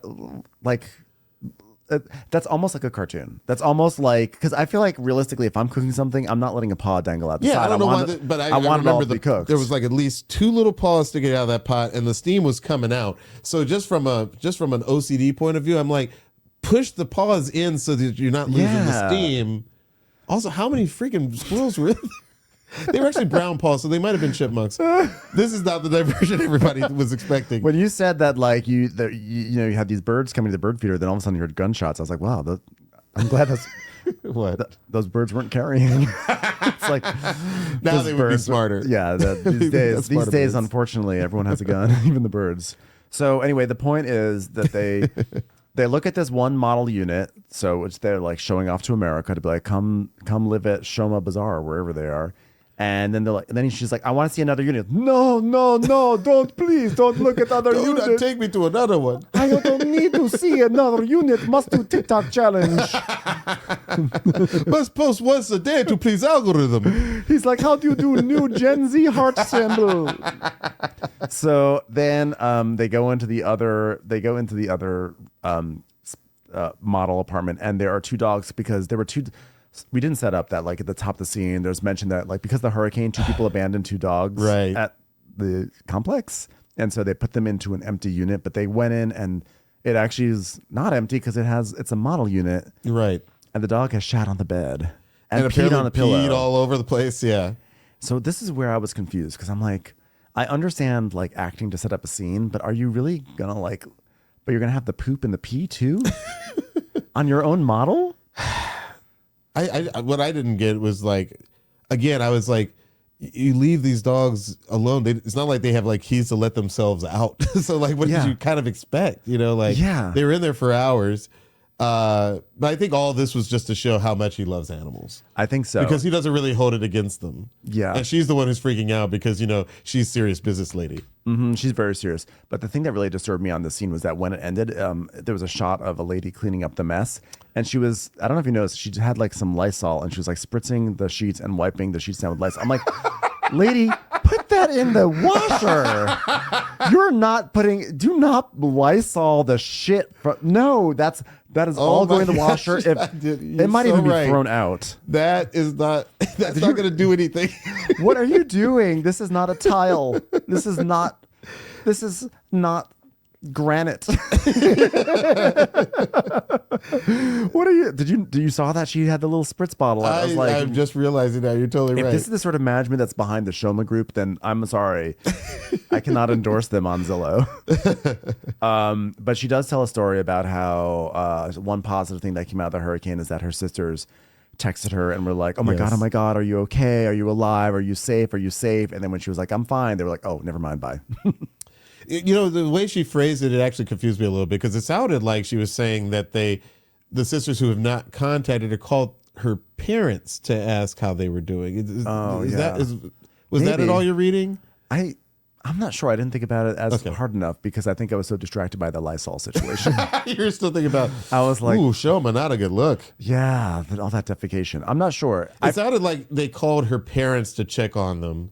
And then they texted with her. Maybe that's what it was. That was the vibe I got, but you could be totally right. I also feel like she's going to be the sort of housewife that's going to be a little slippery with the truth. Like, for sure. She says it one way. She's like, no, what I meant was this. Well, actually, this is what it really was, which is also very Bronwyn, So now I took to Bronwyn pretty quick. I really love Bronwyn, and I thought she was a great housewife. I think she's going to have a terrible next season. I think she's going to have... It's always the season 2.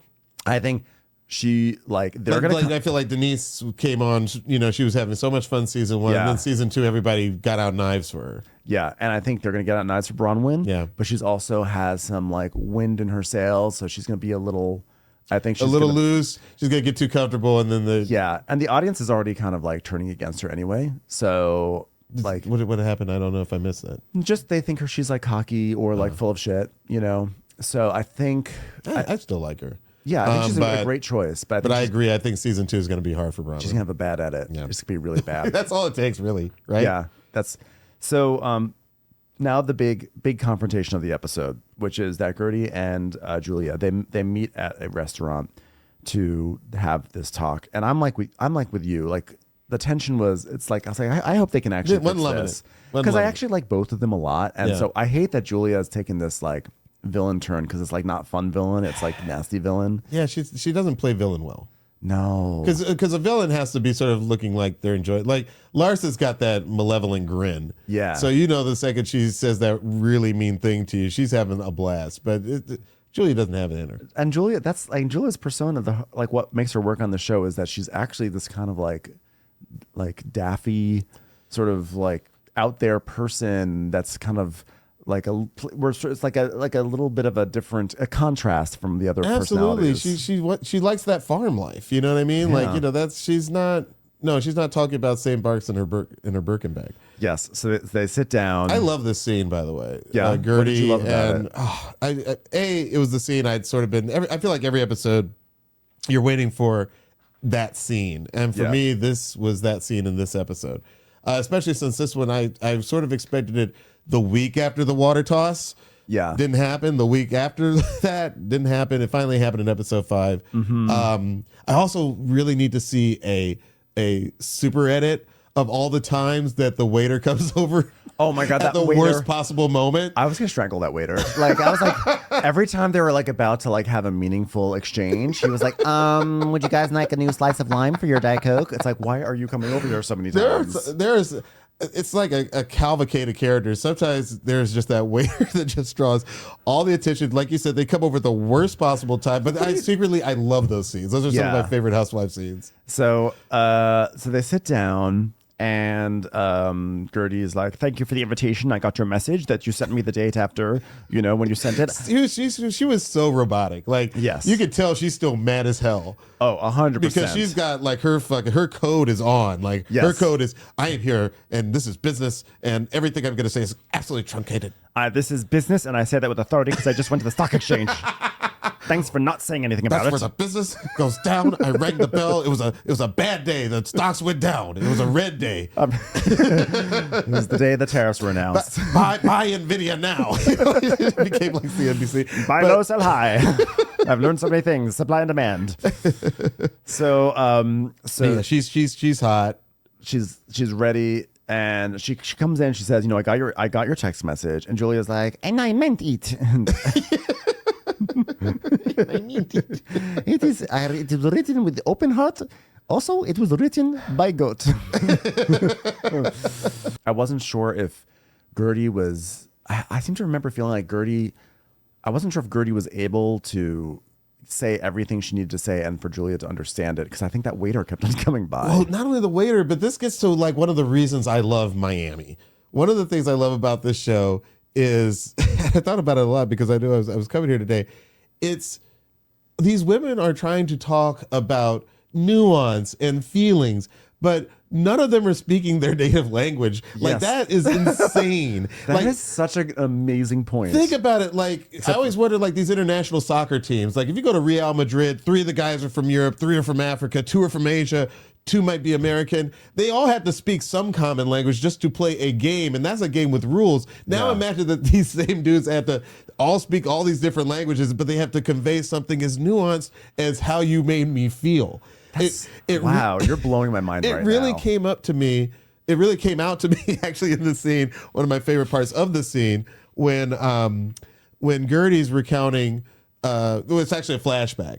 It's when they're in the heat of the argument, and Gertie says, like, well, you said it at first, and she's like, no, I never said we are. I said we were. Learn the past tense. Like, it's like a moment where you're like, oh, these people don't speak the same language. Yeah. Literally Conjugate, don't. bitch. Yeah. She's like, learn the past tense. And while you're at it, learn future perfect. Learn future conditional. I will have finished this. I will have finished this food. Like, it's just like, no, these people are trying to convey all these complex emotions, and they don't have the same rules. They don't have the same language. It's insane. That's actually a really fascinating and interesting point. I mean, yeah, I think, I don't know of the Every of other housewife franchise, they all basically are from, they're all speaking English, but this is the one where, like, technically this person is speaking a dialect of French where she might be growing up. This one speaks Spanish, as she said, un poquito, like. Yeah, there's they're all speaking English ultimately. I mean, and who knows what what Lisa's ever saying at any given moment. Who knows where Larsa's from. Larsa, yeah. Well, I don't know if Larsa was, like, if English is her first language or not. I think Larsa is Syrian? Is it Lebanese? Lebanese. We could look it up probably. I'm not sure what but it is. That is such a good point. I mean, a lot of them, I mean, yes, it's not their first language. But a lot of them are obviously like beyond fluent, but there is something to that. Like, I imagine they're trying their best. I mean, like, there was literally one part where, like, Julia was struggling. Even when Alexia always says, like, I don't know what Todd's going to do. The ball is on his court. And I'm like, in his court. And she's like, all the balls on his court. And I'm like, in his court. I'm just like, it's not her first language. She can speak Spanish way better than me, but to be fair, there are a lot of English speakers that will also on his court or on accident or what's the other one that's really big? On accident. Absolutely. What's the one that's really big? Well, good, well, all those fun things. Yeah. Those are fun. By the way, that's one of my favorite. I do get that email once a day, like, like some kind of grammar funny thing. Yeah. And I love grammar. Grammar funny thing. It's always grammar funny thing is a great newsletter. But here's what for the listeners: every day versus every day.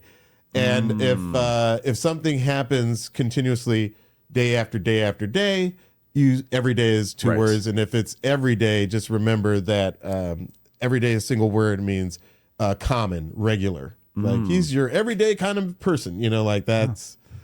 Seems like that's what I'm bringing to the world today. Sorry, it's a good. Nobody cares. It's a good. That's a good tidbit you could use every day. I'll come in once an episode just with grammar tricks with Diallo. Grammar fun times. Sorry about that. You can come in every day to do that. I would do, dude. Some people like. I will say again, this is one of my favorite scenes in the episode, and I'm glad that they kind of, not to.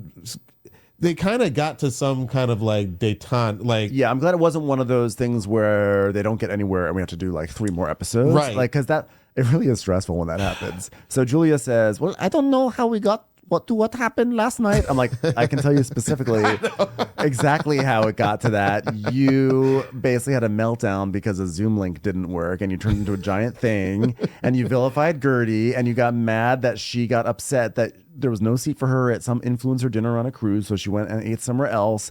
And that cruise thing is like so convoluted at this point. It is. To hear them tell the story, they tell two completely different stories. 100% different. Julia's saying, hey, you asked to come on the cruise. Gertie's like, I would never come on that cruise. You asked me to come on the cruise. Like, I kind of believe Gertie. I believe Gertie more because, it doesn't all line up. And I also think that like Julia, But Julia's whole thing is like, she was there to support me because Martina was homesick and she has to support me for making the decision to not be with Martina while she's homesick. Like, well, no, I don't think that really works. And like, also, if she's there to support you, why didn't you have a seat for her at the dinner? Like, why didn't you insist? Like, this is your emotional support friend. Listen, I think we could all sympathize with Gertie. If you go on a cruise of all things, and this is the reason I've actually never taken a cruise because I'm already going to feel like trapped in with the people who you're with. But if you go there to be a friend and then you're not even sitting at the table with them, I mean, That's like bullshit. This is total bullshit. Like if I were Julia, I would actually not go to whatever cockamamie dinner this was and sit with Gertie. Like that's your friend. Like why else is Gertie even there? But according to Julia, Gertie was begging to go on this cruise, which I don't. And then I don't made really the whole believe. cruise about her and was taking photos. I'm like, you're a real housewife. What do Yes. you? This is not new territory. Yes, exactly. You were not like some celebrated pop star like Samantha Fox in 1988. Okay. I don't know where I went there. So Julia's basically saying like, I don't know how we got here, but I am very sorry for throwing the water at you and I have no excuse for it. And I hope that you can accept my apology. I would have given you this apology over Zoom, but we know how you do it Zoom. I know you're not good at Zoom. sorry, triggered. She's like, well, I am literally completely blindsided. I feel completely backstabbed. And the waiter's like, hello there, what would you like? She's like, oh, hello, I'll have the croquettes, please. So Julia's like, Gertie, I shared with you something very private about my facelift. And you share with everyone I know. So apparently the facelift was a secret, which, by the way, whoever is Julia's surgeon, I never would have detected it. No, I didn't see it either. Never saw it. See it either. So, I say be proud of it. Like, that's great work. That's usually the thing that they brag about on, know. on some of these shows. They don't brag about it, but it's understood. I guess because so much of her thing is like nature and animals and like natural things that to get a facelift may feel like a dereliction of duty. Yeah, I didn't, kudos. I guess you're right. Kudos to whoever did I didn't assume that there had been a facelift, but I did hear her when she said that, and I was just like, that's going to be an issue. That's going to, that's going to be the one. Yeah. Okay. The things that you can't talk about, obviously, are children. The things that are off limit are children, but also facelifts. And my business. Children, my business, and facelifts. You do not talk about my husband, and you do not talk about my business. I mean, like, it's get the song going. A person I trusted with something very personal when I shared this information with you, but you threw it back at me and you betrayed my trust. So what kind of friend are you? So, well, I felt very betrayed by you as well. So you have to understand that my reply was matching what I was getting from you. And again, just to remind everyone, this is a fight about a Zoom call and some sort of seating on a cruise. Seating on a cruise. That's what's brought us here.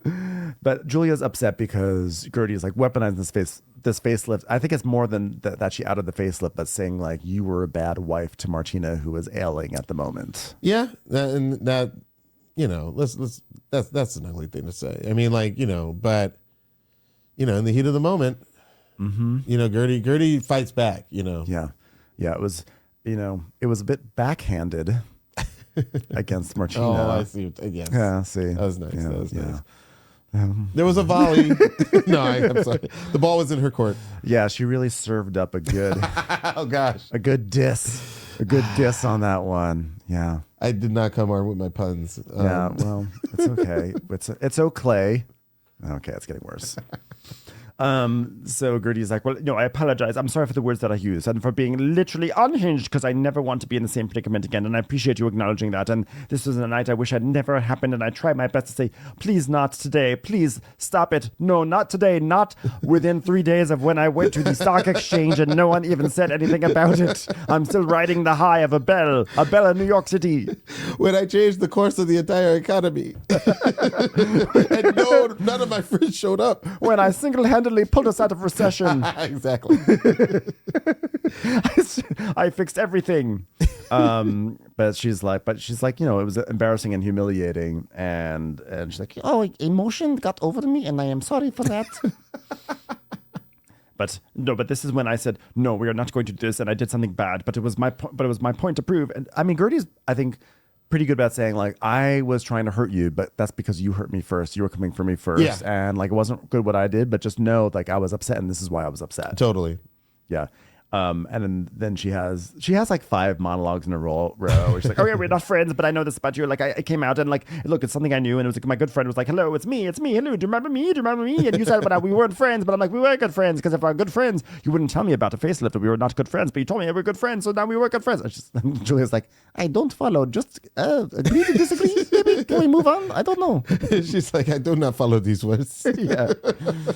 Julia just kind of is like in a place of what is done. Like she's you can't declare that, but like you said, I was happy that they came to a realistic resolution because I would have liked Julia to have acknowledged that she was having a massive overreaction about the Zoom link. I feel like that's what was not. I think that's what was missing for me. The specificity of what I did wrong. Yeah, because the cruise ship, we can't really litigate that one because we don't really know. Julia's more apologizing for throwing the water than sort of what led to all this tension in the first place. Right, but I would have like. I just kind of wish they had buried the hatchet about the Zoom link because that's just too stupid to have. Like that is a dumb thing. Like that is honestly one of the worst. Like things. your Wi-Fi could have been out. Like there's so many reasons that have nothing to do. Yes. That's a little bit of Julia's narcissism, but I also liked how realistic their resolution was because, I think it's Gertie who says, I know one sit down is not going to put me at ease of, trusting you again. I thought that was very mature to me. It was very mature. I like that. So now we go to Villa Toscana, not to be confused with Cucina Toscana from Salt Lake City. Yeah. A favorite restaurant establishment. So it's this place, there's like swans, there's like boats. It's like very Lisa Vanderpump. I can totally see that, yeah. Alexia shows up and she's in, it's like a tunic of some sort. She's ready for narcissism. She's ready. And Daniel's right there. He's right there. Our guy is back. He has created an experience for these ladies. A self-help experience. Yes, because they have installed a whole bunch of mirrors around, and they've written things on the mirrors that are, I don't remember what some of the mirrors actually even said because it was so quick, but things like, look at yourself. With that accent. Look at yourself. Look deeper. Look deeper. They want to kill you, the narcissists. They all should die. Alexia's like, I wrote that one. So, she's like, in the past, the girls have hired shamans and spiritual leaders and anyone that can help us, because we need a lot of help, and we see like montage of all these different people that have tried to help him over the years. And she's like, but I'm bringing this guy in because he has more credibility. He's got those 3 books. He has a working Canva account and could do some really good memes. I really trust his memes. Yeah. They do cite that, like, because he has 3 books that therefore, like, he might be treated with some more gravitas with the narcissism stuff. So, I guess you could have, maybe brought in a psychiatrist or a psychologist, but no. Baby steps. Daniel. He knows He's just a one-timer. He's got a lot of wisdom, in his memes. So they're looking around, and there's all these quotes on the mirrors and everything. Oh, she goes, "Oh, look at this mirror. This is a good one." Okay, wait. Everyone gather around. All the swans gather around. Okay. Here's what the mirror says: "You cannot fix someone who does not want to be fixed, but you can ruin your life trying to do it." That's true. It's true. Okay, let me call Todd. Let me tell him about That's this that one. wisdom. That's that wisdom you're talking about. Dropping those pearls of wisdom. I like that Alexia is doing this whole party, and we know the very first thing she's going to do is go back to Todd. Right? Sorry. It's okay. You were caught up. You're emotional. Those memes really got you, didn't they? I get choked up. It's a serious scene. So she says, all the girls think that this party is about Todd, but it's not about Todd. It's about all of us because we're all narcissists. And I say that as the star of the group. But anyway, I always think about that, by the way. Last year when she said that she was born a star. Remember when she said that? She's like, I can do this right now because I was born a star. Like, I can say whatever I want because I've got star privilege. My favorite quote from Alexia of all time might be, because I don't hear many other people, is slander. I'll never forget that. That was one of my favorites. I think that's to Dr. Nicole. Yeah. So meanwhile, everyone's arriving at a Sprinter van, and they're going to take the Sprinter van over to this party. So Marisol gets there, and every time someone shows up, we get a joke. We get a hat on a hat, as we call it in comedy. A hat on a hat. We get a hat on a hat. That's right. That's what it is. A hat on a hat. Yeah. And they brought back my favorite word, cockies. Khakis. Yeah. Oh, so risque. I gotta say, I mean, like, you know, I love the character of Kiki, but I feel like her testimonials are all the same joke 100 times. It's getting a little bit like that. It's just I'm always like, I'm waiting for the sex joke, and it's just like, I feel like there's more there than that. Yeah, but she's always doing like, oh, penis. It's like everything. It's like, what do you think about her? What do you think about Gertie ringing the bell at the stock exchange? Oh, that's ringing a bell in front of a lot of penises. And by the way, this when it's, you know, her time to show up, they give her the ultimate penis run. Yeah. it's just like, I was like, okay. It's one of my favorite movies, by the way. The sequel, Penis Run? Sequel Great to movie. Chicken Run. Yeah. Oh, I thought it was a sequel to Midnight Run. They were actually a trilogy. People don't realize the Run trilogy. There's the Run Bloodlines is coming out soon. That links them all together. Yeah. So what happens is that as they're arriving, they're given like a label, goddess of something, in like super basic font. I was really upset with that. It's like that Zap Chancery, perhaps. I think it was Zap. What is that? Is that modern? That's like that. It's like that font that people use for like to make like a fancy menu. And you're like, put some more effort into it, Holiday Inn. There were all kinds of. It almost looked like it was like a YouTube thumbnail. Yeah, you know, like it. Nobody wanted that. I felt like it was a rush job. Yeah. So Marisol is goddess of the khakis. It's back. I manifested it to come back, and it's back. We made it happen. Or like when she was talking about Alexia, she's like, you know, what do you think Alexia needs? Some nudity. When she said that, I knew I could tell that she was going to say it. It's such a setup. We don't need... To the producers, we don't need that. Like these ladies are funny on their own. We don't need these.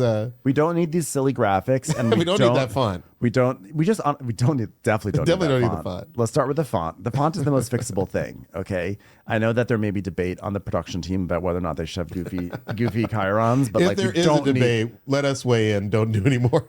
Please don't do anymore. It didn't work on Vanderpump Rules. Did not work on Potomac. Did not work on Atlanta. It is not working here. But luckily the show is like fine. It didn't impact the show, but like I don't feel like they need to do it. So they all are just sort of like arriving, and they're just like talking in the van, and just like more. The other thing is, here's the other reason why I got upset about this like hat on a hat. This is an enormous cast, and I was like, oh, we're gonna have to sit through like 9 of these. You had to do so many because each one was like 10 seconds. I was like, this is a lot. I say this as someone who is currently recording a podcast that's 90 minutes long. So meanwhile, Alexia and Daniel, they're still getting ready and stuff. And Alexia is the goddess of the stars, of course. So long story short, they're all sitting there and it's 12:30 and then we're seeing time tick by. They're just sitting in the Sprinter van on at a sidewalk for 2 hours, which is just cruel. Absolutely cruel. By the way, it's Miami and they have the door open. So it's just humidity and sitting on a Splinter van. And by the way, these women aren't dumb. They know when you get in a Splinter van on a housewife show, somebody's going to get into like one of the worst arguments of the season. But like, they're just sitting there. I mean, I don't know why they haven't left. I don't know. And they actually seem... In the real world, they would have left. Yeah. They also seem like relatively calm. They're just sort of like chatting. Yeah. They're just like, blah, blah, blah, blah, blah, blah, blah. Well, Marcus is blah, blah, blah, you know. And, but you know they're mad, but they're just like chatting at the same time. And then finally, Lisa comes on board. She comes on board and she makes an entrance, which is extra. And she makes an entrance. She made a really big entrance. Who do you think you are? Someone who just rang the bell at the stock exchange? By the way, I did that, everyone, in case anyone wants to acknowledge it. By the way, I did that. I know none of you know that because none of you were there. So she gets on board and like, oh wow, and so Maris's like, monkey, where are you, monkey, monkey. So Stephanie just goes in. Stephanie's like, I am ready. I'm used to talking. I'm used to talking to 80 men. I will say, this is not her first episode, but this is her entrance into the season, boy. She held nothing back. She came really hard. And I thought it was great because Lisa has pulled these hijinks many times before, and they will sometimes say something to her, but this girl... But she doesn't listen to them. Does not listen. And so Stephanie's like, I just want to say that if I ever fly anybody anywhere and Lisa shows up even 4 minutes late, she's going to see the plane take off without her, which is like... Lisa just professed that she wants to be friends with her because of the PJ. And by the way, I don't know who was writing on the mirrors, but this one just seemed a little too perfect. Nobody gets angrier than a narcissist accused of something that he did. Yeah. Like that cutaway, I was like, okay, so the producers are writing this in the lipstick? I don't know. I think so. I don't even know if that was a Daniel original. But then again, nothing's a Daniel original. He's a collector of memes. Yeah, I thought that one mirror that said nothing bothers a narcissist more than having to build a house for Lisa Hochstein was like, I was like, wow, that's a very wow, that's a specific meme. Seems very limited in the number of people who could benefit from that. But I mean, sure, I support it. He's like, the one that said in the lipstick, be sure to arrive 2 hours late. Also, very specific. yeah. I was very impressed with his work at that moment. So anyway, I'm sorry. So she arrives 2 hours late, and I misspoke. Stephanie's whole thing was only at the 1 hour mark is when she said the thing about the airplane, which is also her way of saying, I have the capability to fly everyone on this cast somewhere. Just want to say, I just want to point that out. It's always to telegraph some other information. Mm-hmm, always. So then, like, did her other sister have like a Mormon-sized family, and like her other sister's like quiet like book librarian or something like that? I mean, like, why give a Range Rover and a Mini Cooper? I don't get it. I think that like one twin has a family and one twin is like alone in life, and therefore like I guess Stephanie's one gonna shame wants her. to leave a smaller carbon footprint, and the other one doesn't give a shit about the earth. Actually, I'm going to say that I think that Stephanie plays games. I think she gave the Mini Cooper to the woman who has the big family, and she gave the Solo a big, be like, so you can remember, like remember when you used to have room in your car, and the other one's like, just know you'll never be able to fill these seats. Look how big and empty it is. Look at all those unsat on seats, you lonely bitch. It came with the baby seat. Okay. Yeah, it just has a baby. Could be yours. That's I think Stephanie has planned all this stuff out. She's 40 chess. So they have there's a lot of chatter. Okay. And it goes on for a while. Okay. So finally Lisa comes in. She's like, hello, hi goddesses. You guys look gorgeous. You are gorgeous goddesses. How's everybody do? If you walk in 2 hours late and don't enter with the customary, I'm so sorry. Oh my God. There was a like you have to pull out the traffic thing. You have to say you got to call. Use the Lenny card. Lenny called. It was awful. He burned down the house. Lenny was supposed to come get the kids. He didn't show up. He's rebuilding the mausoleum that we used to live in. His mother's making him pierogies. So she just comes in, not even apologetic, just like, hi everyone, how's everyone doing? And so Julia's like, waiting for you, got this. And this is where Stephanie goes, and she's like, Lisa, do you think your time is more important than all of ours? Or do you think that you're more valuable? Are we supposed to celebrate your entrance? Do you think how rude it is to make everybody wait? And I was like, oh. I mean, 4 questions like pat, bum, bum, bum, bum, bum. Like she did 4 questions in any, even to people you love, and 4 questions is always too much. This is the Shoma group working on all cylinders right here. That's how you talk to 80 men. You throw them 4 questions. Yeah, that's exactly. I mean, we're joking, but there probably is something to like when you're dealing with like construction professionals. Like sometimes you really do have to, like I'm very non-confrontational. I hate it, and so like I think you do have to sort of like enter a mode. She's got to go out there and do the jabs. She's got a boss baby, boss baby. So she's like, you think your time's more important, which is great because these are the things that we've been asking, and you always ask, but like no one ever says to the person because there's that fucked up. I was loving it. I was cheering because there is that fucked up thing where like someone does something that's like egregiously rude. And then when you call them on it, somehow that's actually more offensive because it's like making them uncomfortable to their face.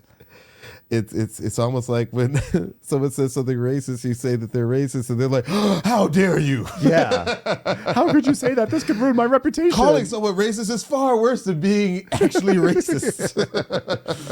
Oh, yeah. Isn't it fun? So, so then she's like, she's like, so Lisa then goes to the ultimate deflection, which has nothing to do with anything, where she goes, I don't even know you that well for you to be speaking to me that way. Uh-huh. And Stephanie's like, well, I know enough about you that you just made us wait 2 hours to wait on you like some big grand Lisa entrance. That's very rude. And I don't think her knowing you or not makes any difference. No. All she knows is that she's stuck in a Sprinter van with Marisol making cocky jokes for 2 hours. Ninth level of hell, man. Dante's Inferno. Marisol, where's your manifestation powers to get Lisa into this? I know, Sprinter exactly. van? So she's saying all this stuff, and Lisa's been like, okay, you're being very rude right now. You're being very rude. Okay, you don't even know me. You don't even know me. And in my mind, I'm thinking, well, you also don't know her, and like you don't seem to care. Don't Yeah, you that want doesn't to go both ways, right? But also, it's like if you don't know her, like, How don't can you? you talk Aren't to you like when you meet someone, you try to put your best foot forward? Yeah, but you know what? I think this is almost like one of those meta things. Like Lisa's definitely hitting on the, hey, you're the new housewife. You can't Yeah. talk to me. That's what she's trying I'm to the do. OG here, and it's not working. Don't talk to me that way again. And she's, well, don't be 2 hours late and make us wait. Like, don't talk to me like that. Excuse me, I don't even know you, and you're talking to me like that. Just don't be late. I don't know you, but I heard that you don't have a lot of friends. Lisa's just flailing. I mean, like she doesn't have a leg to stand on logically. So how she's going to this is like middle school. So I heard you don't have a lot of friends. I don't know you, but I heard you don't have a lot of friends. I was checking your. If I'm Lisa, I fire the Oppo research team that I hired because that's not strong dirt. That's not strong dirt. Yeah, that's like she should have used some ChatGPT right now. and then Stephanie has like a weird thing, which is, well, that's because a lot of them are like you, disrespectful, and they're 2 hours late. I got a lot of 2 hour late friends, and that's why I don't have a lot of friends, because a lot of them tend to be like you. Yeah, that logically didn't hold on. So you're saying your friends are disrespectful? Well, I guess she wasn't denying that she doesn't have friends, but she was like, yeah, I whenever I have friends, it turns out they're the 2 hour late kind. They're of the 2 hours late variety. And so the entire time, Stephanie is kind of like doing this thing where if she could put her hand in Lisa's face, she would, but her arms aren't long enough, so she just sort of like paws at like the air right in her That's general such a vicinity. good point. I feel like I feel like Stephanie's arms are always at her side. Like they're always, she's like a very sort of like, she doesn't make like big, she doesn't gesticulate wildly. Yes. Yeah, but here she was sort of doing a little T-Rex arm thing. She's like this, yeah. She's doing like little mini wax on, wax off. And so no, put your face down here and talk to me. Like it's very small. So then Lisa's like, don't ever put your hand in front of my face or tell me what I need to discuss with my friends. She's like, well, I wasn't putting my hand in your face because my hand doesn't even go that far. Exactly. I don't know if you noticed, but my hand is way down here. I'm built in. I can't even have an assault moment if I wanted to, because it is built in that I can only reach this far. I have a small radius. Literally, is radius in the arm or is that the leg? Oh gosh, Tibia, radius, ulna. I don't know. I know that these are bones, but I don't know which one is which. I'm sure the internet. I think it's shoulder, isn't it? Radia. No, okay. This is one of those terrible moments where you enter a piece of evidence into the case on a podcast and you don't have the answer, and then people at home listen and they get, okay, wait, what bone? I know. What bone is the radius? I'm looking up right now, real quickly. Ooh, it's one of 2 bones in the forearm. So yes, I would like to announce it was an effective pun. It totally works. It totally works. She doesn't have the radius to do it. So I'm impressed. Lisa's getting mad. She's like, it's not funny. This isn't funny. She's like, well, I'm not trying to be funny. Your friends all think you're rude, Lisa. She's like, well, I think you're fucking rude. Marisol's like, well, Stephanie said that what we all want to say for, how long have I known her? 13 years now. And Monkey is always late. Do we want to roll some clips of that from like 2013? No? Okay. All right. So Lisa's like, don't ever talk to me again like that. This is fucking bullshit. I don't even know this girl. Like, she's new to the group. Don't talk to me like that. You don't need to be their mouthpiece. You don't need to be a mouthpiece for everyone. These are my friends. She's definitely trying to pull the Heather Gay to Bronwyn in a sense. Yeah, absolutely. Yeah. Yeah. But she doesn't have the authority of Heather Gay. I don't think that Lisa. You always get the sense that they all just barely tolerate Lisa. Yeah, there's very little. Gosh, it's such a mean thing. There's very little that we've been seeing from her that you can just hold on to and be like, oh, that's awesome. You know, it just sucks. I hate to say that about another human being, but like, she's not giving us a whole lot. Yeah. I mean, I'm glad that she's on the show because she's so self-involved. It's like, that's important to me. But like as a person, I don't know if she's that great. I mean, she's great. They put themselves on these shows. We are the Greek chorus that will judge them. So yeah, I'm sure if we hung out with her, she'd be awesome. In real life, sure. That's been my experience with like really every housewife I've encountered, that they're super cool to hang out. I don't know why I always go down this path. I always get like paranoid that they're listening and that their feelings are hurt. And there's a part of me that doesn't want to hurt people's feelings. There's a part of me that doesn't want to say that everybody doesn't have like some intrinsic, value and some wonderfulness. But I will say that whoever's editing the show doesn't give you a whole lot on Lisa to grab onto and be like, oh, that's cool. Yeah, I don't want to hurt Lisa's feelings, but she fucking sucks. So so Lisa's like, she's complaining, and Larsa's like, but we've been here since 12 o'clock. Like the second Larsa speaks, this is we're here now. Yeah. You were waiting for Larsa to say anything to Lisa. Well, and also like, Stephanie's doing her job, which is she's proving like she's being a loyal, like attack dog for Larsa. And Larsa's like, you've done well. Now I will chime in and back you up as per our agreement. And he's like, Larsa, we're not even talking right now. We're not talking. We're not talking right now. We are not talking right now. We are not talking. You were talking about Jody. You talked about Jody and his eyes. No, we're not talking. By the way, stupid person, how do you even start off talking to somebody like this? Stop. You don't even start off talking about somebody like this. And then Stephanie said, which I was so happy, she goes, well, how do you start off being 2 hours late with somebody you don't know? And I literally went, yes, because I was like, that was the point I was making in my mind. So great. I love that. How do you start off 2 hours late with someone you don't know? It's not a great first impression. That's correct. And then the producer sort of doubles down on that because they're like, how long would Lisa last as one of your employees? It's like Lisa wouldn't even make it past the interview because she would probably be late to the interview and I wouldn't see her and nobody would see her. And I am livid. I probably would become friends with her though, because I am friends with late people apparently. the more disrespectful, the better. She goes, well, perhaps I came off really rude, but it's because my very, very number one only pet peeve is that I don't like tardiness. And I just felt like it was very disrespectful. She's like, don't lecture me. She said, well, my other pet peeve is I don't like when people don't accept my lectures. So we're really off to a bad start here. I will say, like, this whole exchange is fantastic. Yeah. Like you just immediately see like, oh, she's got fight.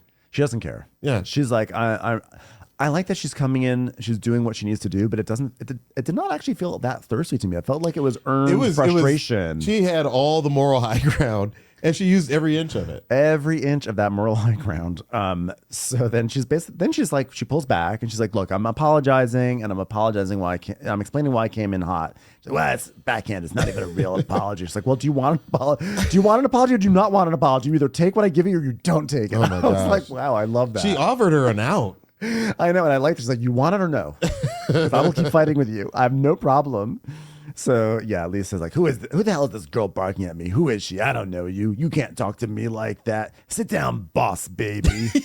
Okay, so right at the very end of the confrontation, Lisa gets in a solid dig. That boss solid. Baby thing made me laugh out loud, and I love your Minions thing. I didn't know that was coming, but when they cut to the shot of Stephanie, I was like, oh damn, she's the boss baby. Yeah, no, I've never seen Boss Baby, but like, I unfortunately I've seen it so many times with my kids. The thing is, there's a whole genre of boss babies. To me, my number one boss baby is the baby from Roger Rabbit. So that's just a whole genre of those little bossy babies in cartoon form, and I think it's like 100%. Roger Rabbit holds the fuck up. It's such a good movie.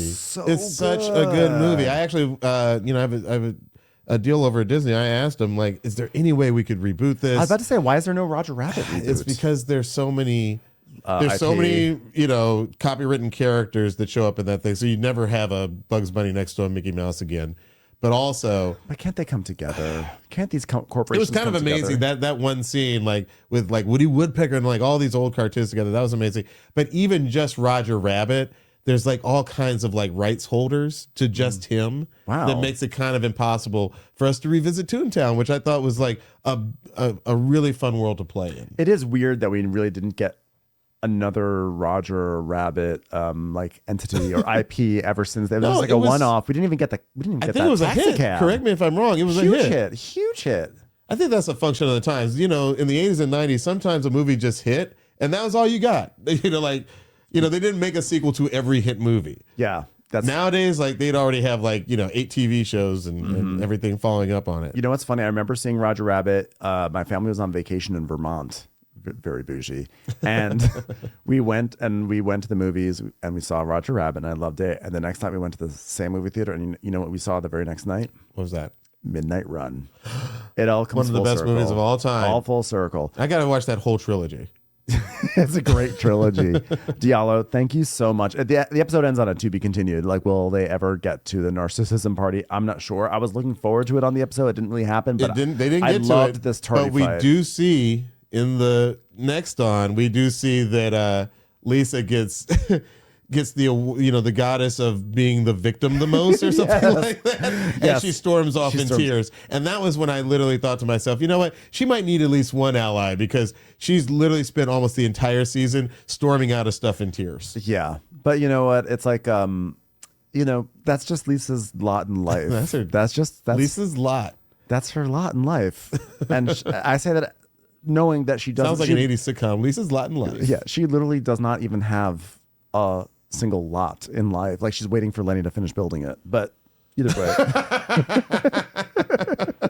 I like when she's like, this place is so quaint and it's comfy, right? First off, it's 6,000 square feet. Yes. But what he doesn't mention is that there's not one soft surface in that entire place. It's all white, hard edges and like marble and concrete. It's like a house built for cocaine. It looks like a house for like a single dude, not like the place where you can welcome in kids and like get comfy and watch TV. It's not only a house built for cocaine, it looks like it was made of like petrified cocaine. The shit that gets stepped on, they just like mold it in. And they waxed it. They gave you a kitchen island and a coffee table. Yeah. Diallo, thank you so much. Thank you so much for having me. I'm such a fan. Oh, well, I'm a fan of yours and of you in general. I love hanging out with you and talking with you. And you'll have to come back and also tell the people where they can find you because everyone should be following Diallo. I think the easiest place to find me is on Instagram at Diallo, just 6 letters, Diallo.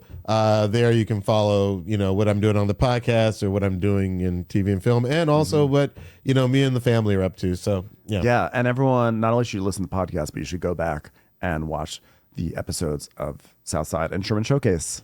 They're really fun. They're very fun shows. 100% Rotten Tomatoes. We're proud of that. There we go. And I don't think either show ever lost a fan. Well, hopefully Southside gets a second life somewhere someday. Here's the funny thing. Just to talk quick shop. We recently sold a pitch, and it is very similar to Southside without being another season of Southside. A lot of the same brain trust, some new brains involved, and we're really, really excited about that. Don't want to jinx it by naming it, but I think stay tuned.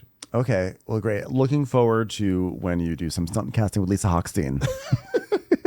Hey, can I plug something real quick? 100%. Pick up this book, H is for Housewives.